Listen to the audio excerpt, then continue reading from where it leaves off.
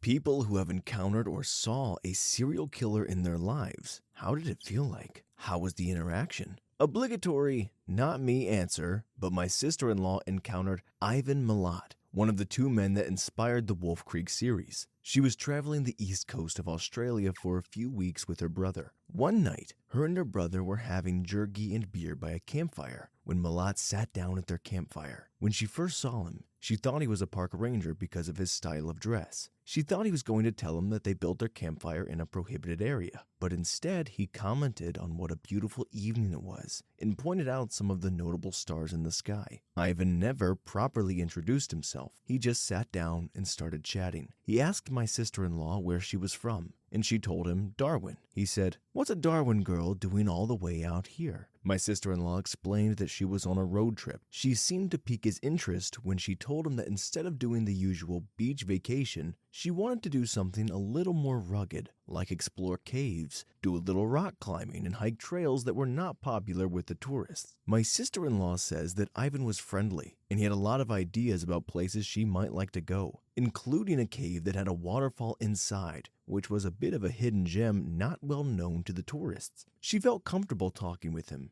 and when he invited her and her brother to join him at his campsite for some rabbit stew and beer, she would have said yes, but her brother instantly turned him down. Ivan's response to the rejection was a slight, "Well, I tried," shrug of the shoulders. He went back to his campsite, and her brother quickly packed their things in their rented Land Rover, and they wound up sleeping in the Rover outside a well-lit gas station that night. She said what was so scary about that night is that she felt almost immediately comfortable around Ivan. No red flags whatsoever. He reminded her of one of her uncles that worked in construction, one of those rugged but worldly kind of guys, while her brother was immediately suspicious of the charming stranger. She kind of wonders what would have happened to her if her brother had not been there that night. Story 2. Yes, Ivan Milat. One of my mates knows a guy, convoluted connection, I know, who actually got a lift from him while backpacking around the countryside. Apparently, he got no ill vibes from Ivan initially, until he started driving past the agreed drop-off destination and wouldn't explain why he didn't stop. They kept on going a fair distance, but old mate kicked up enough of a fuss that Ivan eventually stopped and let him out. It gets worse though. Night was starting to fall, and old mate decided that it was too far to bother walking anywhere before dark. So he ended up throwing down his sleeping bag in a small gully, fairly sheltered from view but still within sight of the road. He'd barely gotten set up for the night when he spotted Ivan's car slowly driving back down along the road. The car trawled back and forth several times before eventually giving up and driving off. Needless to say, old mate didn't stay at his little campsite for much longer. He took off through the scrub and luckily got all the way back into town a few hours later. A few months later, he saw Ivan on the news and recognized him. Pretty chilling. Starting off with back-to-back Ivan stories, this guy really gets around. Story 3. Bloke I know used to work with him. When I found out, I asked if Ivan was a bit of a weird person and got met with the most enthusiastic, "Aw yeah," I have ever received in my life. Told me one story about a nest of baby cockatoos that fell out of a tree on the side of the road they were working on. All the boys in the crew gathered around to try and help the birds, and apparently Ivan Milat came up shouting at them to get back to work, and then stomped on the birds in front of everyone so they weren't distracted anymore. On the flip side of that, he also told me about one of his workmates that got stung by a bee while driving a truck in the middle of nowhere, and he started to pass out at the wheel. My mate got in and took over the driving, but not being a truckie, he was really struggling. He said he was sending out help messages over the CB radio, and Ivan had just caught one message, phoned the cops, and rushed out to where they were to grab old mate out of the truck and speed him off to the hospital with a police escort. I asked if he ever got that inkling from Ivan, and my mate's words were, "He was off, but I didn't suspect it. After the police called me in to question me about him, though, I started to put together all the effed up things he'd done, and then I believed it." Story 4. OMG, finally something relevant to me. My Boys and Girls Club basketball coach was a serial killer. He was a sweet guy. I really liked him, especially compared to the big and loud and hardcore coach that was always yelling. George seemed sweet and empathetic and caring. He also worked at the Nintendo store at the mall. And when my mom and sister and I would go, they would take me to the Nintendo store and ask for George and leave me with him while they went and shopped the mall. He would let me playtest games and set me up on a console in the store, and I'd be there for hours. Turns out, he had lots of family trouble and had issues with women. He would pick them up at bars, take them home, have relations with them, and then stab them. He'd stab them in a really weird way, like he'd stab them in a line and keep going even after getting past their body, stabbing the mattress. Then he'd take their bodies back to the bar and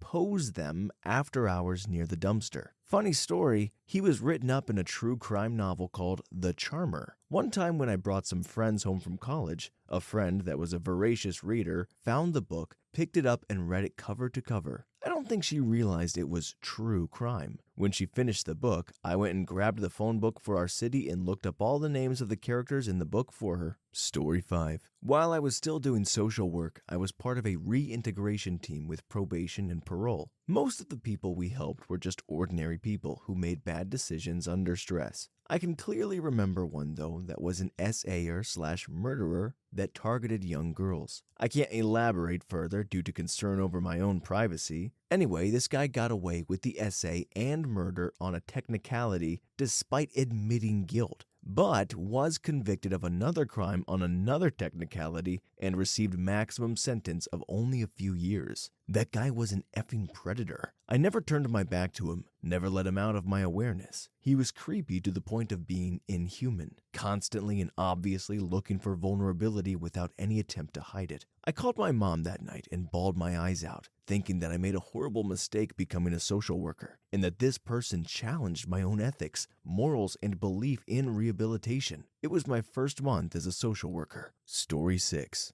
I'm not sure exactly what this guy's deal was because I was young and in a foreign country, but I'm telling this story here based on the fact that everyone was afraid enough that they all hid indoors when they heard he was out prowling around. I was like 7 or 8 years old in Tonga, visiting my dad's friend and his family. They had a trampoline outside their house, which I absolutely loved, but didn't get as much time to play on it as I would have liked, because I had to share with 5 other kids. One afternoon, when everyone was distracted watching TV, I snuck outside to have some one-on-one time with the trampoline. I remember thinking it was really weird that there was nobody outside, and I mean nobody. It was like zombie apocalypse quiet. I was on the trampoline for about 5 minutes when a strange man walked up to me. He seemed off, but I couldn't put my finger on what was wrong. In hindsight, I think drugs were the most likely answer. He started talking to me, asking what I was doing, etc. He asked my name, and I gave him a fake name. Then he climbed up onto the trampoline with me and started getting uncomfortably close. He knocked me down and got on top of me. He had a horrible look in his eye, and I was absolutely terrified. I pushed him off with minimal effort. He just let me push him, to be honest. He was 3 times my size and could easily have held me down, and he got back up again. I didn't know what to do. For some reason, something inside me told me not to run, because I was afraid he would catch me quickly and I knew I wasn't strong or fast enough to get away. I thought, I need to keep calm and trick him into thinking I'm not afraid, then escape when I get a better chance. So I continued to calmly talk to him, answering his questions and random lies as I started gathering my things and getting ready to go back inside. He pushed me down one last time and let me get back up again, and I said something about my dad will be out looking for me soon. He said, "Oh, you're leaving?" I said, "Yeah, sorry, I have to go. It's been lovely, but my dad wants me back inside. Okay, bye," to paraphrase. And he just sat down on the trampoline. He just sat there. I went back inside and nobody had noticed I was gone. Not a soul. About an hour or so later, there was a bunch of commotion as the police had found a wanted suspect outside the house, passed out on the trampoline. The kids told me in hushed whispers that the man was a vampire and if he bites you, you die, which kind of freaked me out because he did try to bite me. I never told anyone I had been outside because I was afraid of getting in trouble. Still haven't told anyone outside of Reddit. Now, I obviously don't believe in the vampire aspect of the story, but it was still pretty effing weird, and I think he probably did kill some people. Oh, that sounds horrific. And by the way, to be 7 or 8 years old and to sense something's off and give a strange man a fake name, smart kid. Story 7. He wasn't technically a serial killer, but a gang enforcer that had multiple murder and assault charges pending. I worked at the courthouse. I'll post anyway since I don't think you'll have a lot of responses. He seemed totally normal. He was young, well-kept, attractive, polite, and personable. He was joking with the sheriffs and they called him a goofy kid. I'd gotten bad vibes before from people who were there for court cases, but I didn't get any weird vibes from this guy at all. No dead eyes, no creepy effect, no weird traits. You'd never know anything was wrong passing him in the street. He'd gotten put in the system as a juvenile and was released after doing jail time. Then he'd immediately gone to another state, done a murder or two, then came to my state and killed 2 teens. I don't think he was even 20 yet, and he'd killed at least 4 people. I was surprised afterwards when they told me what he'd done. Story 8. Typical Reddit, not me, but I have 2 separate family members who encountered 2 separate serial killers. My auntie was nearly a victim of the Moors murderers. She was walking home from school one day when a Land Rover pulled up next to her and rolled its window down. There was a lady driving. She told my auntie to get in and she'd drive her home from school. My auntie said she didn't get in cars with strangers. The woman said that she was a family friend and my grandma had sent her to pick her up. My auntie noticed that there was a motorbike parked just up the road and the rider was watching this go on. She had the good sense to run into a nearby shop and didn't come out till they left. Sure enough, a year or so later, she saw the woman's face all over the news. It was Mira Hindley. It also came out that while Mira was luring victims into the car, Ian Brady would follow behind on his motorbike. My auntie says she just instinctively felt there was something very off about the situation, and that the woman seemed too keen to get her in the car. The other is my grandmother on my mom's side, who was a patient of Harold Shipman in the early 90s. When he was arrested, she was shocked. She said he was always very polite and gentle with her, and he really seemed to know his stuff. She complained for years that she could never find a doctor as good as he'd been. Story 9.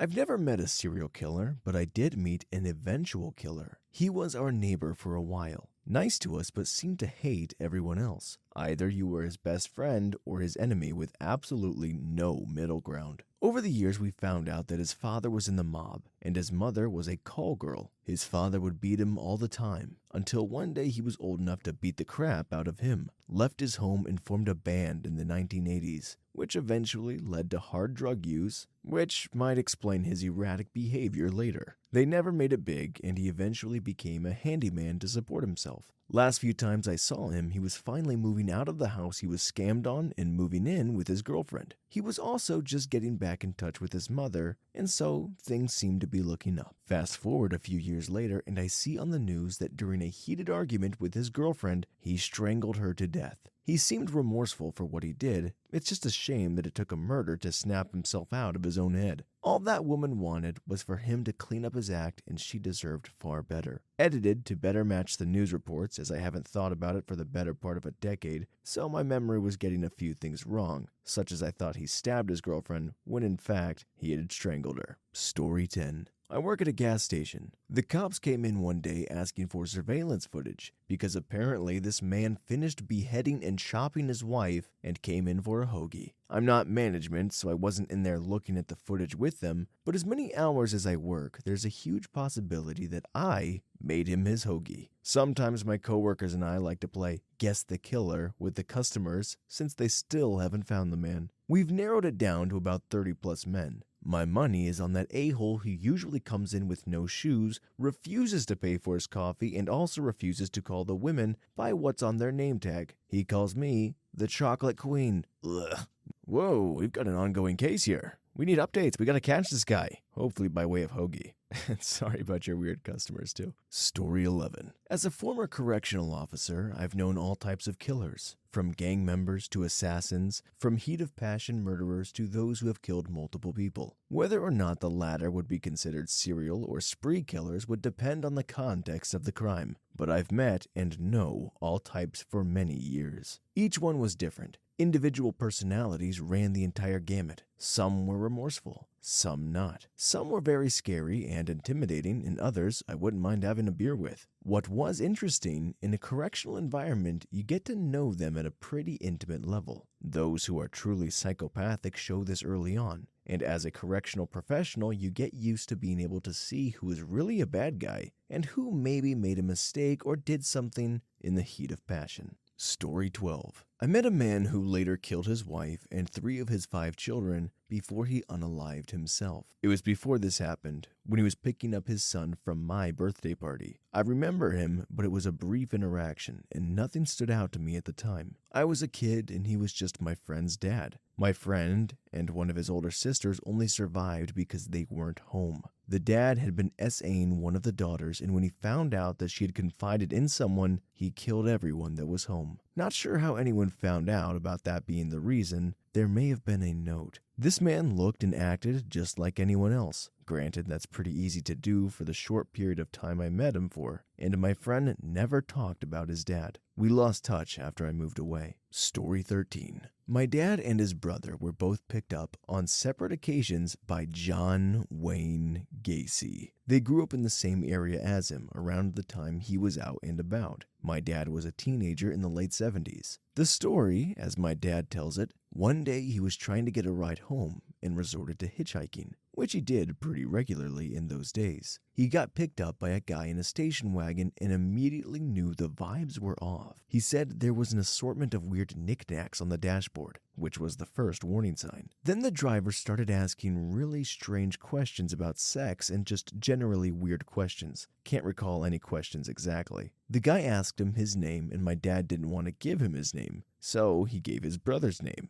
About 10 minutes into the car ride, my dad knew he needed out. So when they were at a stoplight, he booked it. Separately, my uncle, dad's brother, had the exact same experience, down to the T. My uncle had the same thought not to give his name, so he told him my dad's name. Neither my dad or my uncle told anyone about these encounters until years later. They went like 10 years without telling each other about it. Few years after this happened to both of them is when the news broke about JWG, and they both knew immediately that it was the driver of the car they hitchhiked with. Could have very easily been 2 of his victims right there. Wow, that's terrifying. But also, guys, we gotta work better on our feet here. We can't just be throwing out the brothers' names. You guys share the same last name. It's not really gonna do you any favors. Story 14. Alright, so this isn't my story. It belongs to my law teacher who had this encounter. Sorry, this is a long one, so there is a TLDR at the end. Just a little bit of backstory. At the time of this particular encounter where I live, Toronto, there were a bunch of missing persons posters going up everywhere downtown. So one day my teacher, I'll call him Mr. M, was out with his wife and daughter. He was somewhere downtown in that area. There were a bunch of posters of some missing guy. Mr. M saw an older man in the park. They were near walking about with a cart of papers. Immediately, he thought that the man with the cart was putting up the posters, as that's what they do/did when you needed to put up the posters. As Mr. M is watching this man with the cart, he realizes he is not putting up the posters, rather taking them down. So of course, my teacher goes to confront this man. As Mr. M approaches, he calls out something along the lines of, "Hey, you can't be doing that." And without making any eye contact whatsoever, the man with the cart replies in a soft, high-pitched voice, the kind of sound sort of frightening like how psychopaths sound in movies. He goes, "Oh no, we won't need these anymore. He's gone. They're not going to find him." So obviously my teacher is already a bit freaked out and just walks back to his family. Anyways, 4 months go by and Mr. M has already forgotten about the encounter. One day, however, the man's face is all over the news. So Mr. M turns the volume up, and as it turns out, the guy with the cart was in fact a serial killer. The guy in the posters was one of his victims. Just in case you're curious, NSFW, the killer's name is Bruce MacArthur. He was, and still is, I guess, a gay man who used to go around downtown Toronto and lure gay men back to his apartment. There, he essayed them and would unalive them to make it even worse. He'd occasionally eat them. MacArthur was also a gardener at the time, so he'd end up hiding the victims' severed body parts in his clients' backyards. It's effed up, and he's in prison for the rest of his life. Too long didn't read. One of my teachers met a serial killer in a park who was taking down the missing posters of one of his victims. He only learned he was talking to a killer 4 months following the incident. He's still scarred. Story 15. This is copied and pasted from another comment I made about the time I encountered Adam Strong. He used to work at a gas station right around the corner from my in-laws' house. I saw him there once. I was sitting in the car while my then boyfriend, husband, went inside to pay for gas, and Strong came over and stood right by my window. He was just hanging around the gas pumps. I just felt an overwhelming feeling of fear and disgust. I thought he was the grossest thing I'd ever seen. He didn't even seem human. When the news broke of him, my in-laws were shocked. He'd served my mother-in-law at the gas station a million times. That gas station is in the same plaza as a Tim Hortons. My brother-in-law used to hang around that Tim Hortons and smoke outside, and Strong would often join him. They got to know each other. They weren't friends, but they took smoke breaks together semi-often. Also, my husband and I walking through the park/lakefront in Oshawa all day Sunday, right before they found the body of Rory Hash. Story 16. Well, I was cellmates in prison with a guy that had killed people. He could have been there for traffic violations the way he acted. He was very smart, cordial, took good care of himself and acted like a normal person, worked his way out of max over the years and earned privileges. Where I was, you don't really ever ask, "What did you do?" or things like that. It will come up in normal conversation when you are sharing stories during a lockdown or at night. I was telling him about some of my adventures one night, and he brought up some things about his crimes. He was telling me things that I didn't know if they were true or not. The way he told it certainly sounded legit, but if you do enough time, anyone can sell a good story. When I got out, I looked up one of the cases and everything he said was true, and there were a few details that they didn't even have. That was a very surreal moment. I felt like I wasn't even present and it was some type of movie or scene from a crime show. It lasted only about 15 seconds. Then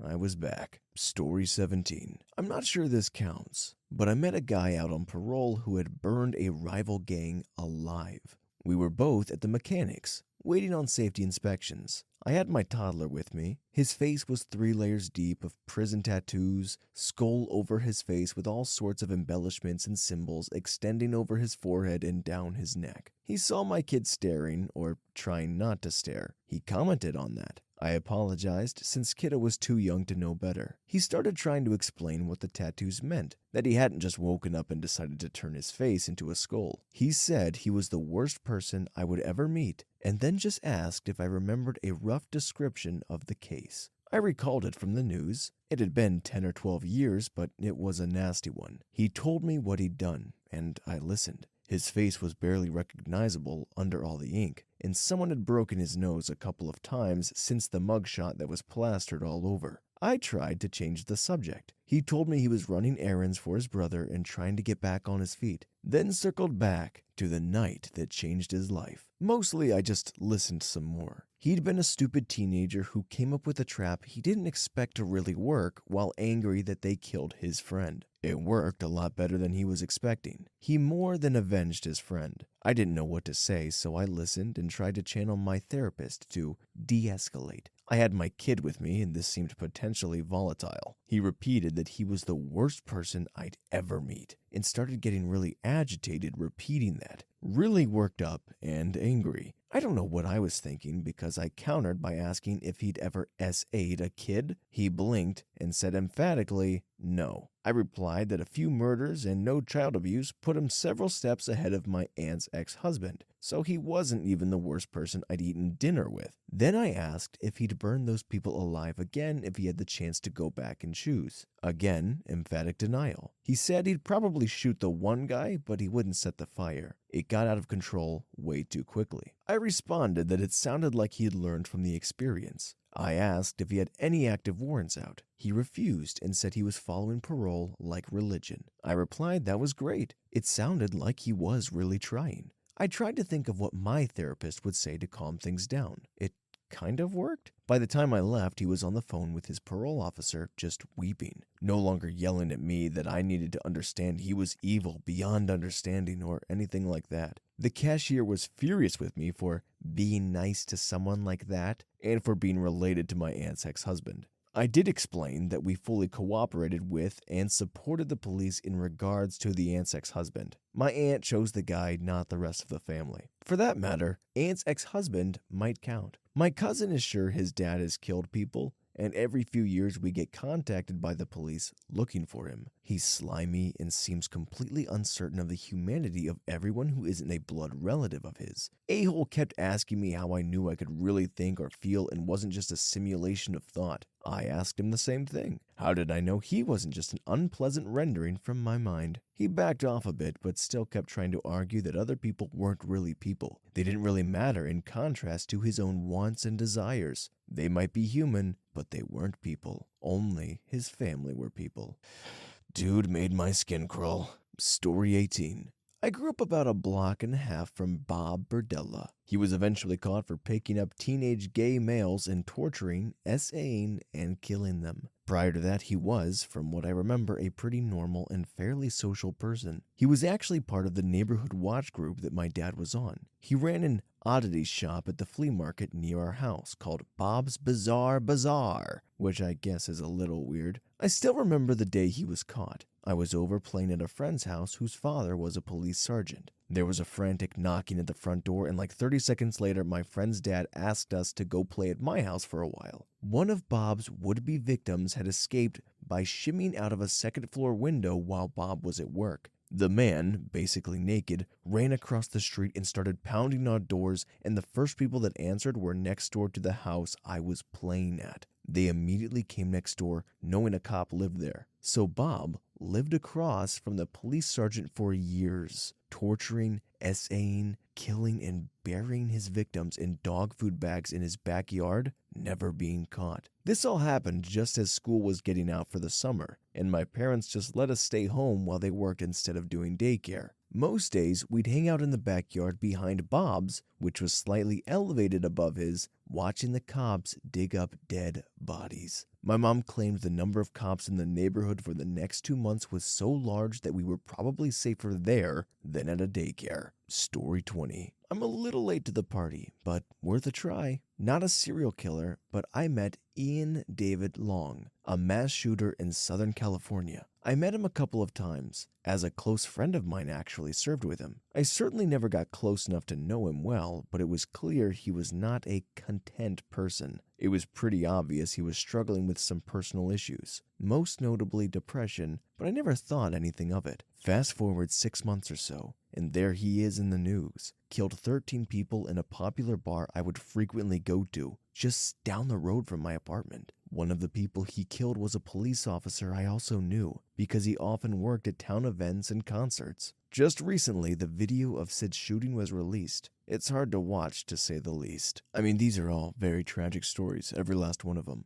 But at least there's some sort of intuition going on, like people can sense something's off. I think it would mess with your head way more if you felt like everything was completely fine, like they were great, and then found out. So, gold star for intuition, I guess. It's still really awful. Story 20. The man lived in my neighborhood with his wife, and I would often walk or bike by his house. He was often in his yard, so I'd do the obligatory wave or hi. He wasn't friendly or unfriendly, but did give off a weird vibe. His wife was very meek and avoided other people. It's a long and horrifying story, but he ended up on trial for killing his wife. That I'll have to skip or risk being a too long didn't read post. I showed up to much of the trial because of my personal connection. He gave graphic and detailed testimony of killing his wife and was convicted. He was a cold-blooded and heartless killer, for sure, and proud of it. He's still in a supermax prison and will die there. His wife's body hasn't been found yet. A few years after the trial, he was on the stand on a related matter, so I went again to watch the testimony. His appearance had changed, and his face was contorted, but he could do it at will. It was a shape-shifting kind of thing, not just expressions. He had a smile that was much like I would imagine Charles Manson would have. He smiled a lot in the courtroom, probably to intimidate people, and it worked. He would pick people out in the gallery, and he picked me one day to stare down while he answered questions on the stand. His eyes cut right through me, and I can't really put into words how it made me feel other than pure, cold evil was right in front of me. If there is a devil, he is him incarnate. After having him stare through me while he gave graphic testimony is something I'll never forget. I never went back to court, and never will. He left a mark on me. He's a suspect in several other murders but hasn't been charged. It wouldn't surprise me in the slightest if he had killed a dozen people. Pure, cold-blooded evil is all I can say to describe him. Oh, that would give me nightmares. That probably will give me nightmares, just for reading it. Story 21. He wasn't a serial killer. He was a sick predator who assaulted me and my baby sister and brother. We were 10, 9, and 4 back then. He was even torturing my brother. It took years of rehab for my brother to get past it, but he still panics when someone touches him during his sleep. We thought that he was put into jail, but it turned out he was on the run. I don't know the details, but I think Mother lied to us to keep us from being scared that he might haunt us. 12 years later, in 2018, he got caught, and we were summoned to court to finalize the case. My brother handled it calmly, but I remember how I felt that morning. I felt sick and nauseous, and I didn't want to go, but I had to. The moment my eyes landed on him, I felt pain in my stomach and numb in my fingers and limbs. I remember him mocking us, as if he was sure he was going to win the case. Before we all entered the court hall, he looked at us with a grin on his disgusting face and threatened to kill my mother if she opens her mouth. And I'm pretty sure he bribed the guards because they didn't stop him from saying whatever he wanted and stopped me when I attacked him. I launched at him when threatened my mother, and they caught me and threatened me and that they would throw me in jail if I do that again. That was a weird reaction from my behalf, to be honest, but I wasn't myself that day. In the court, I sat in an angle that helped me to not see his face. Otherwise, I wouldn't have been able to go through it. He was sentenced for only 18 years, though. I'm just glad it's over, but I have never felt so overwhelmed as much as I did that day, and I never want to experience anything remotely close to that again. Story 22. Not a serial killer, but I went on a date with a man who unalived his wife. Back in Denver in 2004, I was doing some online dating. I ended up matching with Daniel DeWild. We talked for a while and I really enjoyed his company, so we went out to dinner. During dinner, he said there was something serious he needed to talk to me about. He said he was being investigated in the disappearance of his wife. He said she ran off with a guy months ago and her parents had taken their kids. He swore to me that he had nothing to do with her disappearance. I was very uncomfortable with what he told me, so I decided not to see him again. Fast forward to a couple of years ago, I love the ID channel. The show Evil Twins comes on and there is his face. I screamed to my mom that I knew him. It ended up that Daniel and his twin brother David did kill his wife. What they did to Daniel's wife Heather was horrible. Story 23.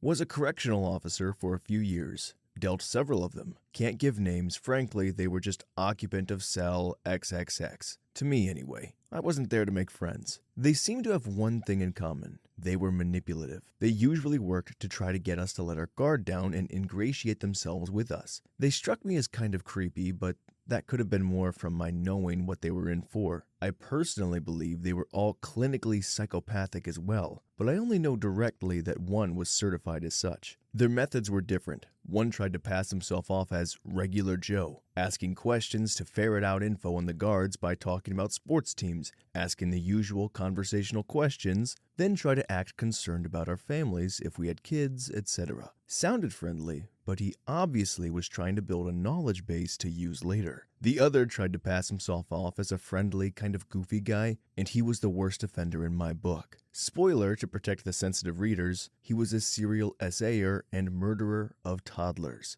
The last one that comes to mind I found the most interesting and considered the most dangerous to be around. He was a chameleon of sorts. He had an instinctive ability to read people and adjust his attitude and interaction with them to fit that. I watched him change his demeanor, body language, and tone of voice almost instantly as he interacted with different people. It was like he was a totally different person each time. We were given a briefing on him when he arrived. For officer safety, he was a medically diagnosed psychopath with no conscience or empathy for others at all. He never gave us any trouble directly, but given the opportunity and incentive, would not hesitate to kill without a second thought. To him, it was no different than squashing a bug. He entertained himself by manipulating other inmates into fighting among themselves and tried to do the same with the officers, but far less successfully. As to how it felt being around them, not really any different than being around any of the other murderers, assayers, and gang members. Just used extra precautions here and there as warranted. Frankly, they were the easier inmates to manage and generally gave us the least trouble.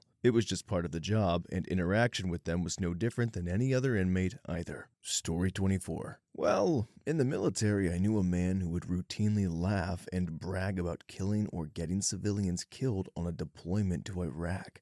He was most definitely a sociopath or psychopath. I am not a psych, so I am not sure which. All I know is I was legitimately scared of him and watching how he manipulated people around him and thought it was fun and hilarious. It left me with zero doubt that he was telling the truth about the dead civilians in Iraq. It was terrifying to slowly learn more about his opinions on other people and how he took joy out of demolishing their emotions. I really hope I never meet him again, and looking back, I wish I had reported him. But when you interact with someone like that, it awakens your fear of retaliation. It was also complicated because I knew him on a deployment to Afghanistan, and the dehumanization of the population was widespread. Story 25. Richard Speck broke into my great-aunt's home in Monmouth, Illinois, while she was asleep. Speck had moved back to Monmouth after fleeing some crimes he had committed in Texas. Almost immediately, he began a crime spree in Monmouth, as well burglarized and essayed a 65-year-old woman, murdered a barmaid, and several home break-ins. One of those homes he had broken into happened to be my great-aunt Lucille. She didn't wake in the night, thankfully, but Speck had stolen some men's clothing she was holding onto. Shortly after, he fled Monmouth, and police found my aunt's belongings in his hotel room he had abandoned. He wound up in Chicago, where he'd commit his notorious murders a couple of months later. Now, let me rewind and give some context on my great-aunt Lucille. She drove a champagne pink Cadillac convertible, which she kept in her carpeted garage. She never married and drank a bottle of red wine every night until she passed at the age of 98. She was a legend. Was my aunt upset that she, a single female living alone, had encountered a dangerous mass murderer and survived? Nah. Her biggest concern? Speck had tracked mud on her carpet. Story 26. I don't know if I've ever had an experience with a serial killer, but I've known a killer and a convicted serial SA'er. I was stalked by a guy at my high school. He sent me roses every day for weeks. Later learned he used a stolen credit card. He watched my driveway and would randomly show up places I'd be. This was before social media, so it took planning and time commitment on his part. Lots of folks, including my own family members, told me to be flattered. He has such a crush on you. But he gave me a bad feeling. I explicitly told him and all our mutual friend group that I did not want to be near him. I just knew. Finally, I was alone in my house, in the country, miles from anything else, and he showed up in a stolen car. Note, we both grew up upper middle or lower upper class, I guess. Point is, the stealing wasn't about the desperation on his part. It was fulfilling another need. At first, I pretended not to be home, but I could see him peering through the windows trying to get inside. I got a shotgun out of the cabinet and walked to the front door. I called for him, leveled the gun at his chest, and told him to leave and not come back. It is impossible to describe his expression. Most people, with a gun at their chest, would react, flinch, but he just stared at me for a really long time. His eyes were dead. I know that's a cliche, but I read once that a predator's pupils dilate when they've cornered prey or are under threat themselves. That's what I think happened. His eyes went dark and blank. It was terrifying. It felt like minutes, but I know it was only seconds. Somehow, I had time to imagine he was going to reach for the gun. I really did have to focus and manage my breathing to keep from pulling that trigger, especially after seeing his eyes. Just when I thought I had no choice, he turned and left without a word. I didn't see him again for months. He dropped out of school and no one really had heard from him. I went to the gym one day, and there he was, on his little cement terrace out front. As I approached him, I became furious. I'd had nightmares about actually shooting him or worse, him wrestling the gun away from me. I knew he'd come to my house to really hurt me, and I could sense it. I could feel it in a way he had looked at me. An effing jungle cat watching a rabbit. Even when I had the gun, I was just a rodent that slipped away. Too much trouble to bother with. Until I saw him at the gym that day. I'd thought it was over,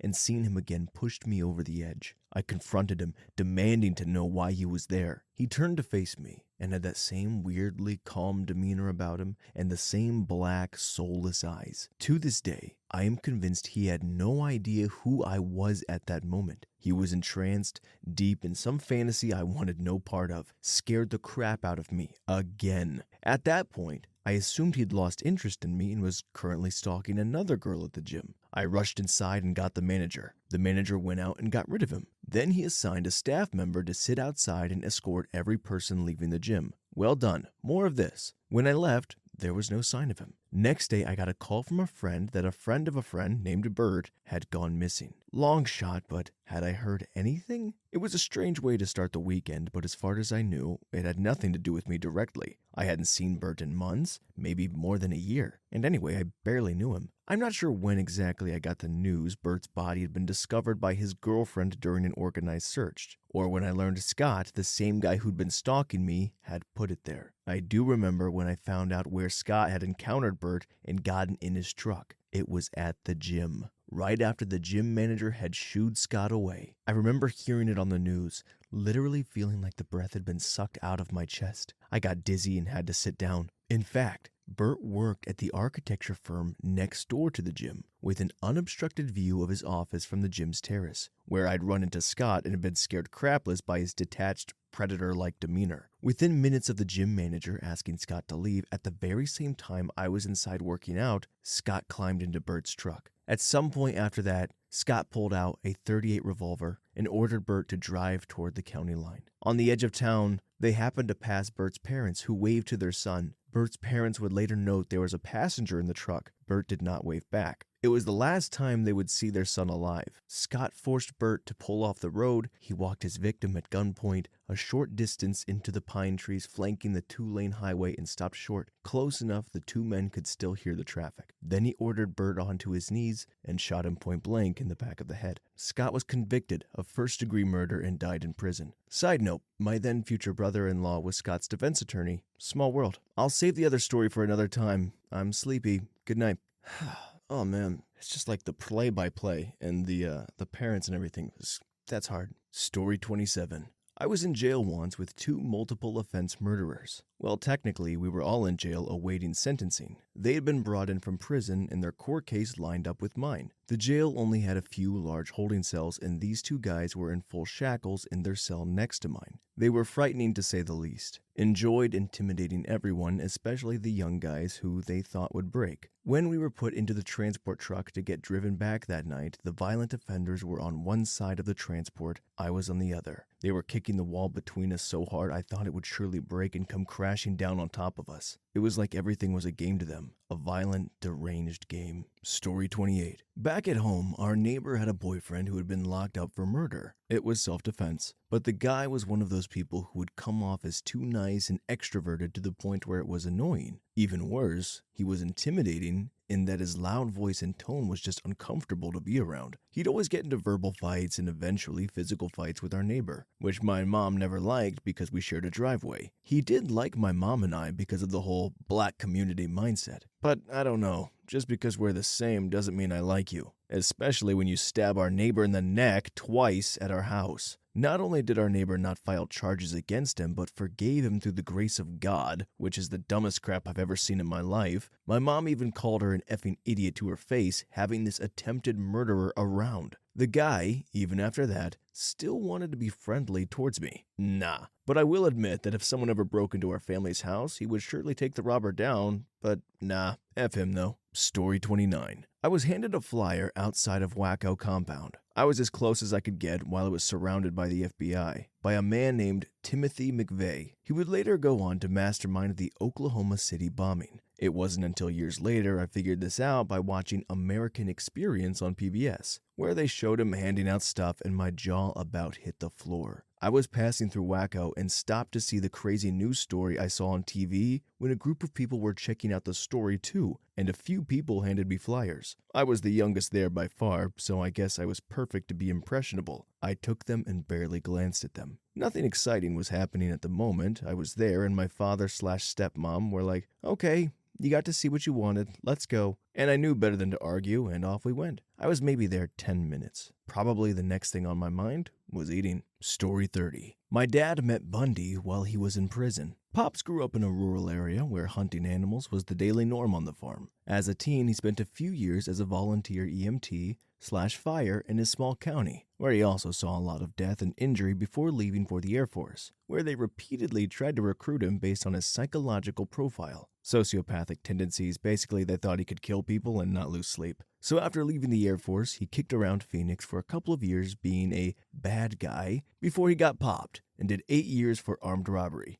That's what he got charged with anyway. My father is no stranger to death or having to kill, but he says that mofo had absolutely dead eyes as if he had no soul inside him. And he says that is the only time he has ever been afraid of another human being. Not that he couldn't take him in a fight or anything, after all Pops was Golden Gloves and a prison weightlifting champ. But something about that guy seriously disturbed my father. Anyways, that's the story. Take it or leave it. Story 31. Not a serial killer, but in high school, a mate of mine turned out to be a murderer. Bob, not his real name, was always a bit of an odd kid. Nothing that screamed eventual murderer, but he was just odd. He liked to hang out with my circle of friends while at school, but no one knew him or hung out with him outside of school. He was just that guy that was always hanging on the edge of the group but didn't have much to say or much of a real personality. My senior year of high school, I had an elective class that allowed me to leave the school grounds. Bob was in the same class, so we would go off campus, grab a coffee, and hang out smoking cigarettes until the school got out, and then we would go our separate ways. Again, I recall that he was kind of strange, but nothing indicated what he would end up doing. Several years after high school, a lot of us went off to college, but Bob stayed behind in the town we lived in and ended up sharing an apartment with another guy from my high school class. The apartment was near a small Christian college that was in our town. In the apartment below Bob lived a young co-ed that Bob apparently became a wee bit obsessed with. One night Bob broke into her apartment, murdered her, and ended up doing some pretty awful things to her corpse. That was over 30 years ago now.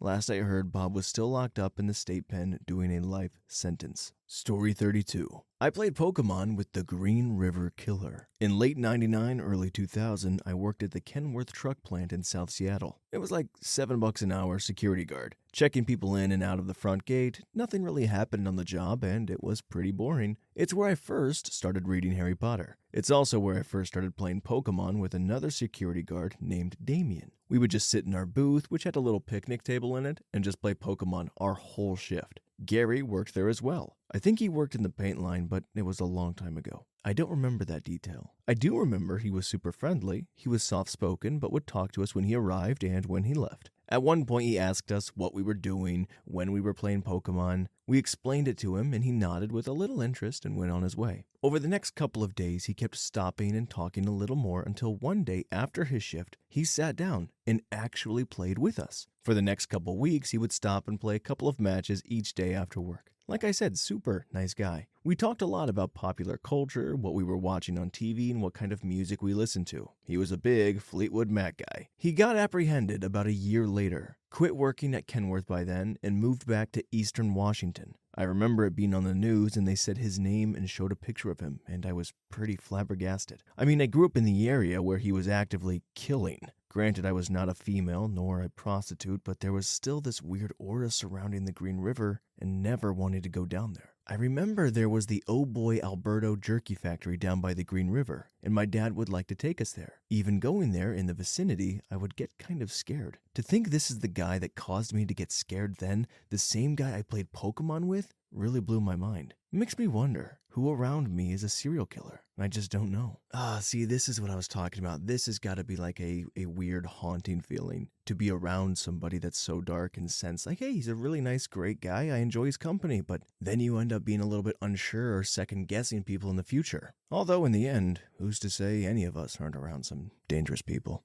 Story 33. In 1991, when I was 20 years old, I took a summer job working for a pest control company in California. I was assigned to work with a fellow by the name of Carrie. Carrie and I would drive around in a work truck, visiting people all over the area, spraying for insects, crawling under houses, and placing tarps over homes occasionally. After a few weeks, as we naturally started to become closer, he shared with me that his younger brother named Steven was the victim of a kidnapping when he was 7, and then proceeded to tell me the story of how he had escaped 7 years later while rescuing another boy from the abductor. He then talked about how unfortunately his brother was killed in a motorcycle crash 2 years prior. His story was memorable to me, but it wasn't until I shared it with my parents and friends did I realize just how infamous the event was. It was a national story, a TV movie, and Steven was a hero. It was a sensitive subject, but we discussed how it felt and how it affected his family. Carrie shared with me his feelings, which seemed natural to my 20-year-old self. Nothing too personal and deep, but I could tell he was dealing with mixed emotions, so I chose not to dig too deep. I remember I felt sympathy. Carey was popular at work and well-liked by our coworkers. He was a skilled artist and would make cartoon-style drawings that I noticed all over the walls at work and at people's desks. I met his parents on one occasion when he stopped by their house to pick something up, and they were friendly and warm to me. We shared an interest in Bigfoot and would often discuss it in depth. He even shared with me that he had seen Bigfoot on one of his many solo camping trips. He would often talk about how much he liked visiting and camping in Yosemite, which was close to Merced, and even invited me to join him on more than one occasion. I never did, but was genuinely interested. He shared with me that he was a nudist and liked sunbathing nude in remote areas of Yosemite, which surprised me because he appeared shy, especially around women. I had no interest in being naked, but never judged him for it. He stated that he loved the German tourists he would encounter because they were comfortable with nudity, and therefore it made him feel at ease. Like I said, he acted shy around women, but I witnessed several women flirt with him, and even though we never spoke directly about his relationships, I felt like he had a healthy and normal dating life. When the summer ended, I gave my notice. Pest control was not the career for me, but I felt like I had a good experience overall. I did not live in Merced, so I said goodbye to my coworkers, knowing I would probably never interact with them again, and that's what happened. 8 years later, in 1999,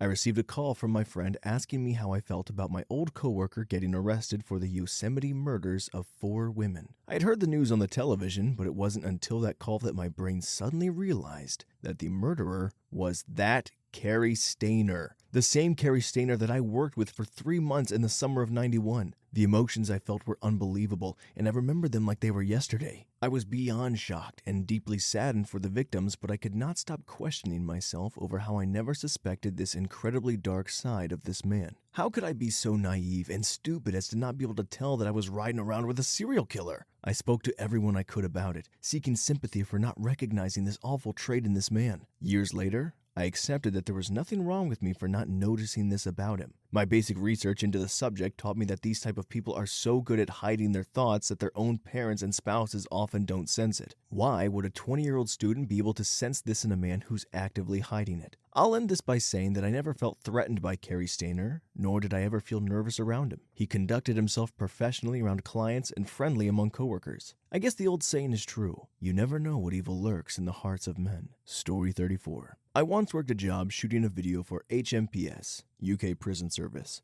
which required interviewing several serial killers and essayers on the dangerous and severe personality disorder unit, as well as some prison guards. There really didn't appear to be any particular common thread between them. Some were nice and even conscientious. They were all at varying stages of their therapy, and so were all handling their situation quite differently. Some were completely broken, having only recently learned that what they'd done was wrong. Of those ones, there were some who felt resentful therapy had taken them apart like that, and others were resistant to the concept. Some would just give whatever answers they thought we wanted to hear, and some used it as a platform to express their grievances about their service. But a reassuring number of them, once further into their therapy, were happy enough that they are getting the help they didn't necessarily know they needed, and had accepted that they were never getting out. Some were not remorseful in the slightest, and those ones made us the most uncomfortable. Another surprise was the way the guards on the unit were treated. Mainstream prison guards refer to the mental health unit guards as care bears. There is apparently a stigma in the prison service surrounding mental health, as any attempt at care or empathy is viewed as being soft. The DSPD unit is easily doing more to rehabilitate offenders, even if they never expect to get out.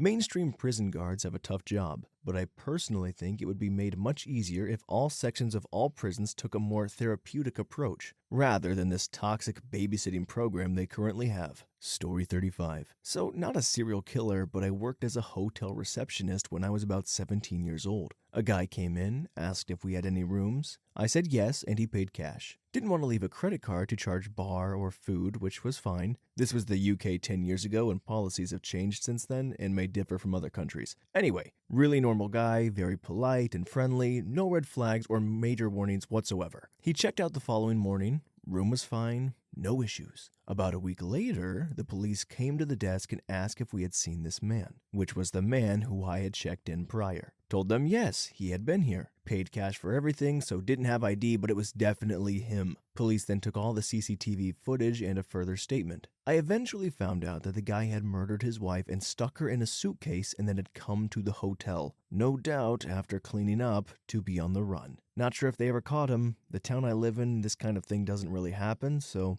it was a big shocker to me. Story 36. I was working in a very remote community for an NGO. We received a grant for a community-led conservation initiative and were looking to hire someone from the village to lead it. There was a perfect candidate, we'll call Adrian. Adrian accepted the position and the NGO staff soon began training him for his new role. I did some days with him and he seemed friendly to me. Though he made some pretty raunchy and lewd comments about some women we saw, nothing outlandish but enough for me to lose a lot of respect for him.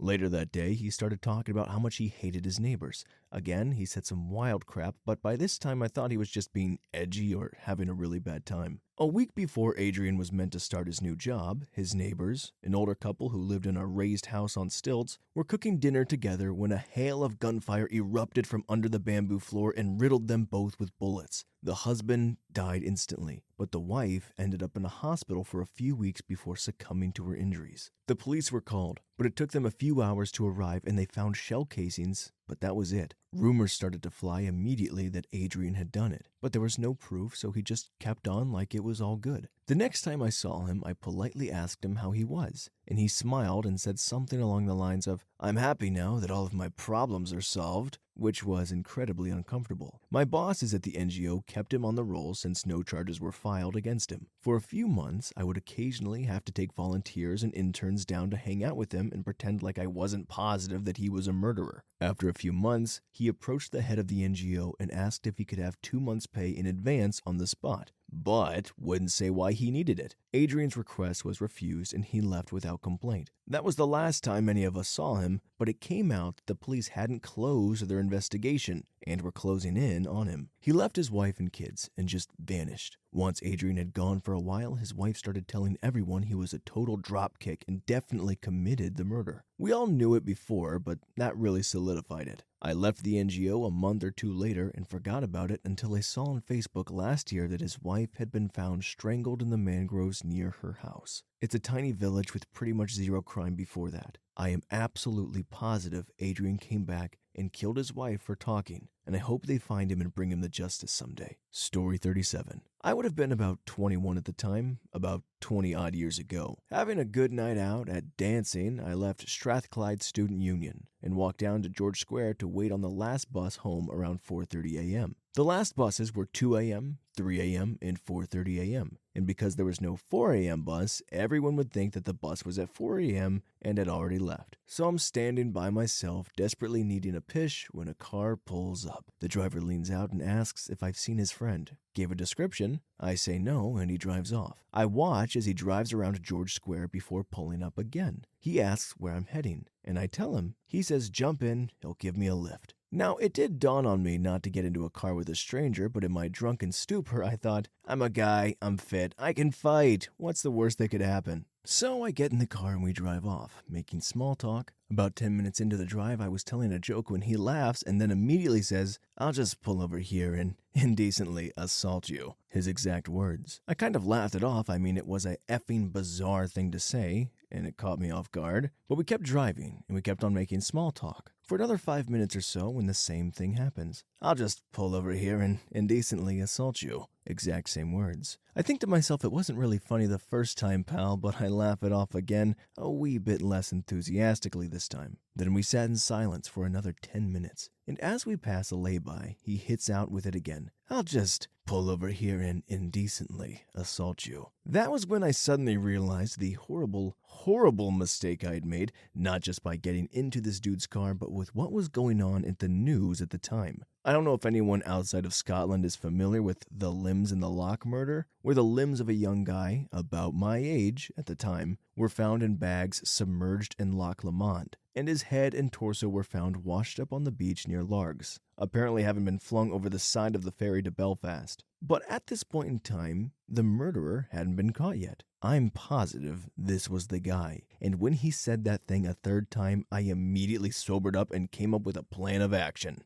I lowered my voice and started making out that I was just out the burrow for stabbing some idiot like a pincushion, and made sure he couldn't get a word in edgeways to say that effing freaky phrase again. I got him to drop me off on the other end of my town near a bank machine. He stops. I say, "I'll just jump out and get cash for you, driver." Like I'm pretending he's a taxi driver. He starts to explain he's not a taxi, but I had already opened the door and started running. Never saw him again, and breathed a sigh of relief when I saw the idiot was caught on the news. Story 38. My old boss had a second husband who had a burnout for a son. Less of a burnout, actually, and more of a little awkward weirdo dabbling in the drug and music scene. I was the same way. He was nice enough, but because he was nice and dabbling in that scene, he attracted some of the scummiest people who saw those things in him, and he wasn't socially aware enough to avoid them. Anywho, we're working, and one day this kid stops by and brings one of those friends over. I had been hearing from my boss that the husband was offering this kid a place to stay at her house with her daughter. The dad was kind of like the son, a little meek, kind of a pushover, big nerd energy, but a really nice guy. You could always tell he had another, more typically manly side when he was close with someone though. A good dude, maybe just a little too nice with people he didn't know. Anyways, this kid stops by with the son. My boss had been telling me about the fight they were having over letting this kid stay at the house. After they leave, we all just had a feeling from this kid that he gave off that energy. I told her, "I think you're definitely right. Do not let this kid stay at your house." So she went home, had a big blowout with her husband, and she ultimately refused to let him stay with them. About a month or two later, this kid was staying with his grandparents, murdered them both, stole a bunch of crap, and burned their house down. He's in prison because he was obviously guilty. Story 39. My mom and auntie went to a school with a serial essayer, Mark Aaron Rust. My mom stated he was very strange and unsettling. She didn't know why exactly, but he made her very uncomfortable. My auntie agrees and said that was probably why he didn't have many friends. He was notorious for torturing animals. A couple years passed and my auntie was walking home from work. It was during an Australian summer, so the heat was blistering hot. A car pulled up beside my aunt and Rusty was driving. It had been so long she had nearly forgotten him. He, however, remembered her well enough to offer her a ride home. Her stomach dropped. Even though it was terribly hot and her house was quite a walk away, she had a terrible gut feeling. She couldn't shake it, so she followed her instinct and said no. He insisted. She refused, back and forth. He was so persistent that she ended up making a scene and screaming and flailing. He then got agitated and drove off. Mark would then continue to assault and essay multiple women, finally murdering Megumi Suzuki and Maya Jakic. He dumped Maya's body at a local police station and Megumi's inside a rubbish bin. He was sentenced to life without parole. Story 40. Not a serial killer, but as a former corrections officer, I'll never forget one murderer in particular who had the ability to be a serial or spree killer had he not been caught. He was in a meth psychosis and believed his girlfriend was cheating on him. He ended up killing her and chopping her up. When the road officers arrived at his place 2 days later to check up on a missing persons as her family had reported her missing, the back kitchen door was open and he was sitting at the table eating her fried genitals. Yep, we're in the South. He busted out the cast iron. The rest of her, which he hasn't eaten, was in the freezer. Since he was charged on the federal level, he ended up being transferred, but I'll never forget the 2 days I had to babysit him. He came into the facility in head-to-toe shackles and the infamous Hannibal mask. He wouldn't speak or acknowledge anyone. He wouldn't eat, he wouldn't drink, he wouldn't take meds. I was the one tasked with watching him for 2 days straight on the camera in central control. All he ever did was sit at the end of his cot in solitary, rock himself and stared at the wall. What did it feel like? I felt like I was in a movie, that something horrific couldn't have happened just 15 miles from my home.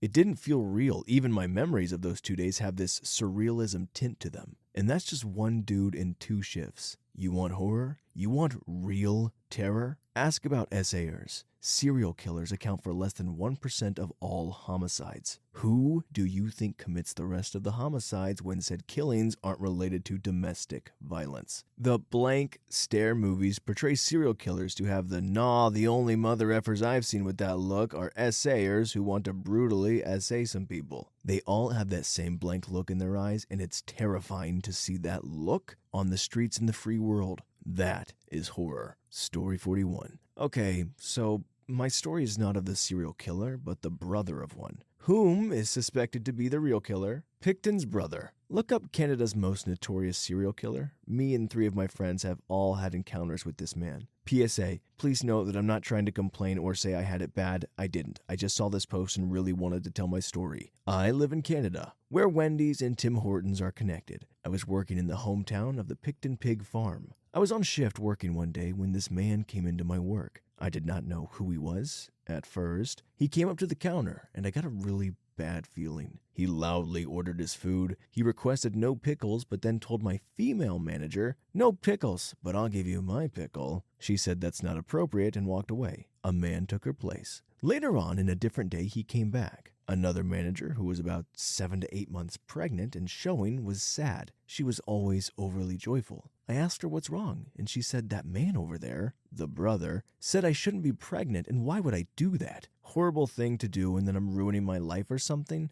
And she was so confused. I was angry someone would say something awful like that to her. I asked who she was talking about, and she said that man that made the pickle comment to the other manager. I said to her, that man is the brother of Canada's most notorious serial killer. She said, "What? No, he's not." I said, "Yes, he is. Look it up. The name is Willie Picton. He's Picton's brother." As I said this, the worst timing, he walked out of the bathroom and heard that part of the conversation, and he gave me the most horrific look. I was so scared. I went back behind the counter only to see 5 minutes later he was still glaring at me. His eyes pierced through me and it was horrifying. I felt sick to my stomach. I looked him up and saw SAKs and multiple threats he made to women about essaying and unaliving them. I told my manager. She did not care, nor did she even believe me, until I pulled up articles of his own scandals. She finally took me seriously, but still didn't care, just looked startled. About 2 hours later, a new manager is on. It's a male. He tells me I need to train the new kid. So I do, and I take him out to the dining room and I show him what we're expected to do. We both notice Picton is staring at me. My trainee points out that this guy is staring at me. I said, "Yes, I know," and tried to get back to showing him what to do in the dining room. I thought it'd be safe working with a guy, plus the place has so many cameras. Trainee starts getting worked up and anxious and says he can't do this anymore, and he needed to tell the manager about this scary man staring at me. He goes into details and says the guy hasn't looked away, moved his head, or anything but stare at me in a scary way for the past 30 to 45 minutes. I haven't even told my trainee who this man really is. And then he tells the male manager, who says it doesn't matter, and he hasn't touched me, so we have to continue. My trainee refuses to continue, and we go back behind the counter. That man sat in the dining room for another few hours, glaring at me in a haunting, blood-curdling way that I can't fully explain. I was so scared that he was going to follow me home.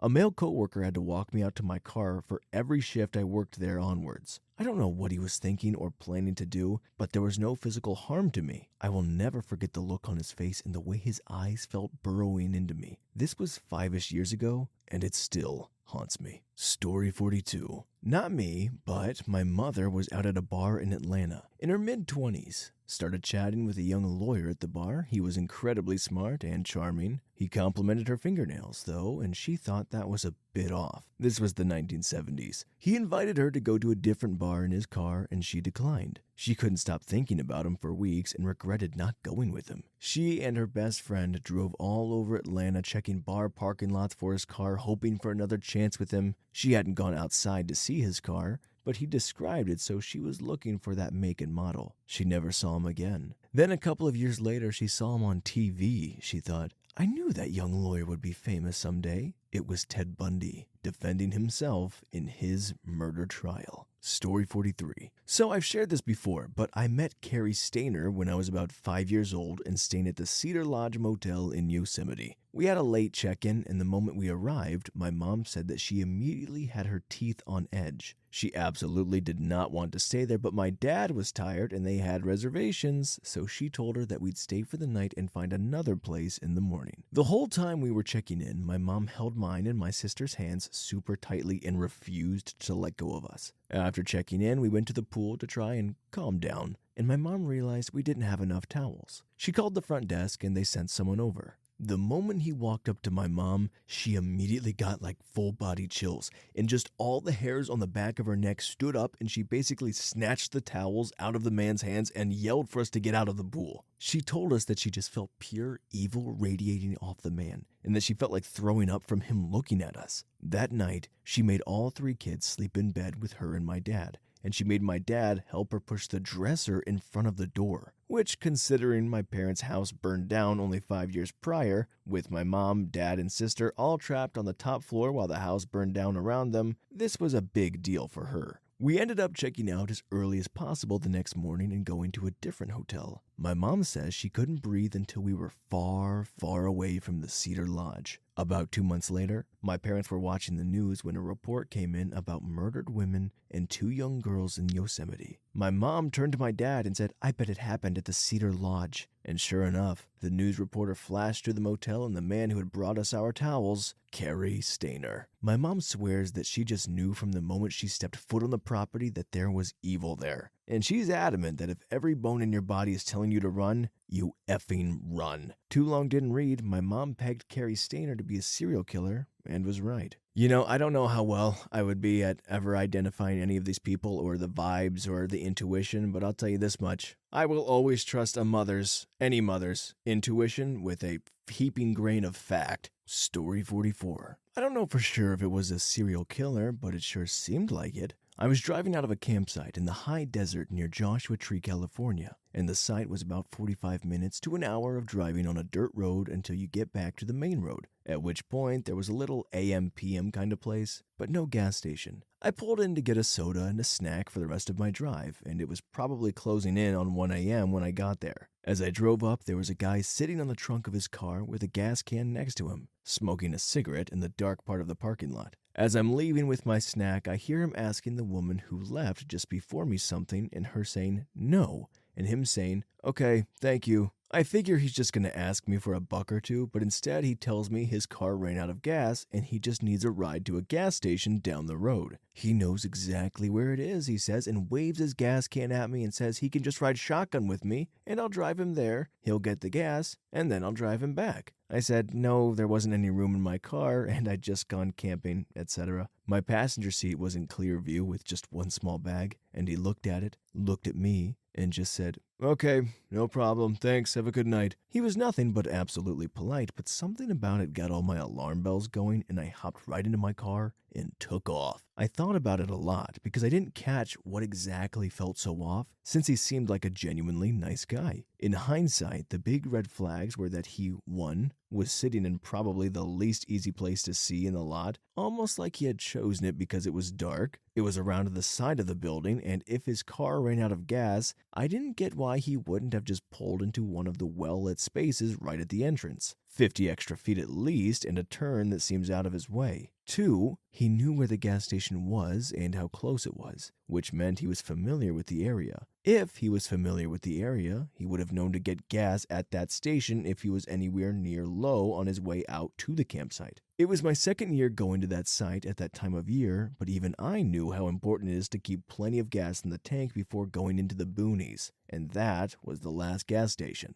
Same with my friends that went, it was honestly just common sense. And despite apparently not planning well for what he should know about the area, he had a nice new gas can in his car for emergencies. It seemed paradoxical that he would be both prepared for emergencies and know the area but not make sure he had enough gas going in. 3. I purposefully told him that my car was full of camping gear and there wasn't any room for a second person. I think if I was desperate enough to ask for a ride to a gas station, I'd be willing to take the risk of at least asking the person to go get some and bring it back and giving them money for it. But as soon as I showed the slightest bit of hesitation, he immediately backed off, literally backing away into the dark. He seemed way too relaxed for the situation he claimed to be in. He was probably in his late 50s and was relaxed as can be at an AM/PM parking lot, supposedly stranded at 1 a.m. If he had tried to bargain or ask if I would just go down the road for him, I honestly would have. But he only seemed to want to get in my car with me and seemed more than happy to wait for someone who would let him in if I wouldn't.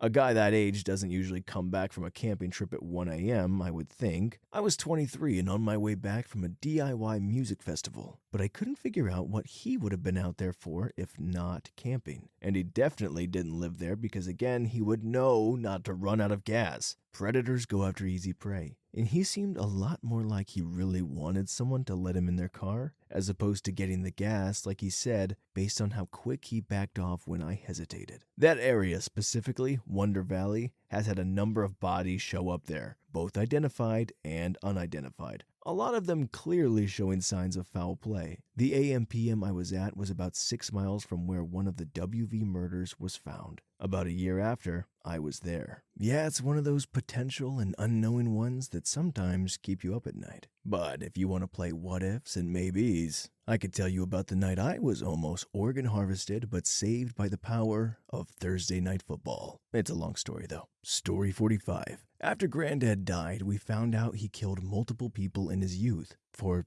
like nothing. He didn't even do prison for them. He did go to prison for running over the police officer who was looking into him and reversing back over him. He used to brag how after he did his prison time, they offered him a job in the police because he had big balls. He did 2 years for the police and 8 years for tax evasion and theft and fraud. The people he killed didn't get justice at all. I don't know if this classifies as a serial killer, though. It was 4 people that we know of. He was an abusive father and husband, also a crook-type gangster who would make big money by ripping people off, laundering money for drug dealers, and old gangsters through his building yards in the 50s and 60s. He started with a legitimate building company and got greedy. Even in his old age, he ripped off his sons and anyone else. Dealt with cash deals, selling property, then refusing to hand over deeds and refusing to admit he took payment. He still had a building business where he would con people, do a half job, overpriced, usually not finish it, and disappear with the money. He also sold guns for a while. And who knows what else. He was full of schemes. He also took a pay cut of anything his sons did. One dealt some drugs and he took a cut. The other did property like nightclubs and pubs, and the third did similar to him with a building business. Granddad got payments. He was a loving granddad though, funny, full of stories, kind, cuddly, read us books, played with us, took us to the coast, pocket, money, etc. Normal granddad stuff. He just didn't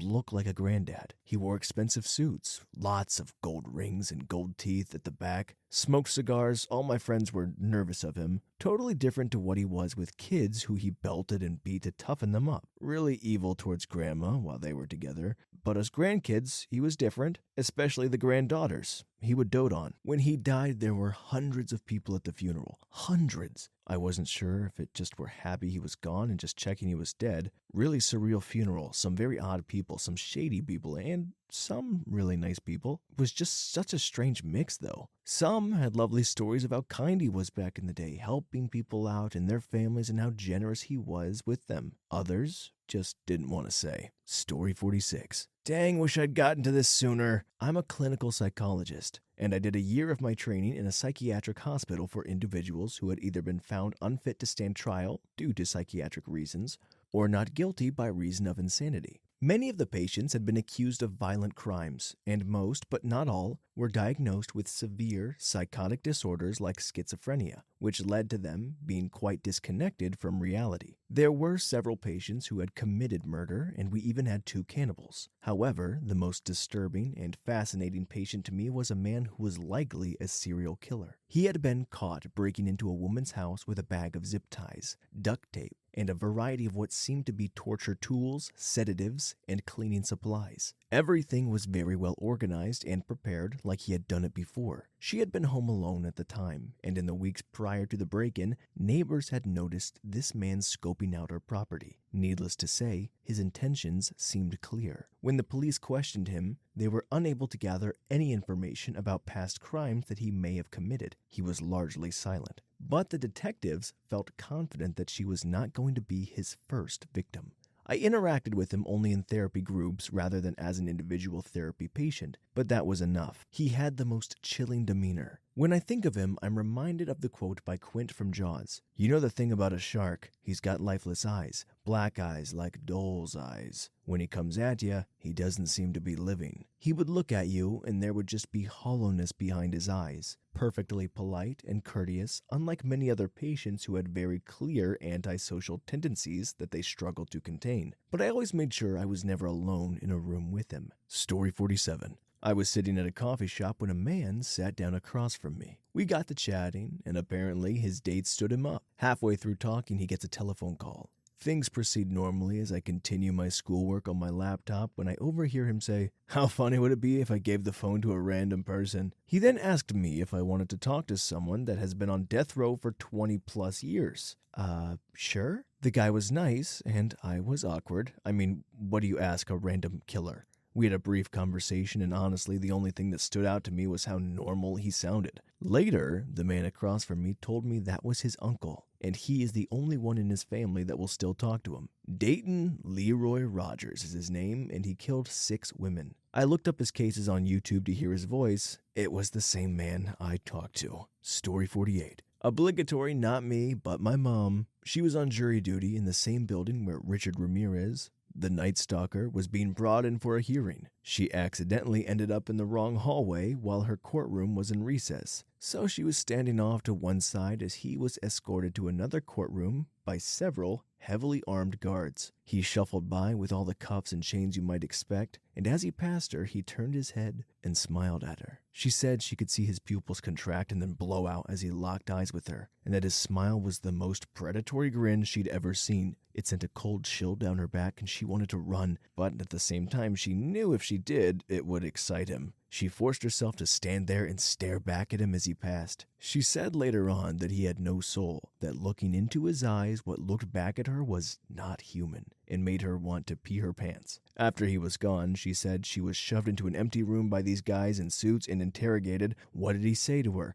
Did she know him, etc., etc., and she was dumbfounded, just sitting there in her juror badge and her cigarettes in hand like, I just wanted to take a smoke break while my court was in recess. Poor mom. And yeah, I mean, they keep saying it's a very cliche thing. Their eyes just seem lifeless and empty, but some things are cliche for a reason. Beware of the soulless eyes, I guess. Story 49. My great-uncle, grandfather's brother, was one. Not a very good one, though. He killed a woman in the 70s and got caught. Prison sentence was light at around 10 years, then killed another woman in the 80s. Got caught again and sentenced to life. He's in his 80s now and still in prison. I believe both women were prostitutes. My mom and her siblings knew him as kids growing up, and my grandma knows him well. Uncle Tommy still calls my grandparents from time to time from prison. I actually knew my great-grandparents, the parents of said serial killer, until they passed away in my early 20s. They were nice to us grandkids, but I've heard stories about how mean and abusive my great-grandfather was. People referred to him as a mean son of a female dog. The irony of that statement is that it is believed that his father, my great-great-grandfather, was so abusive that he ended up killing his wife in front of the children.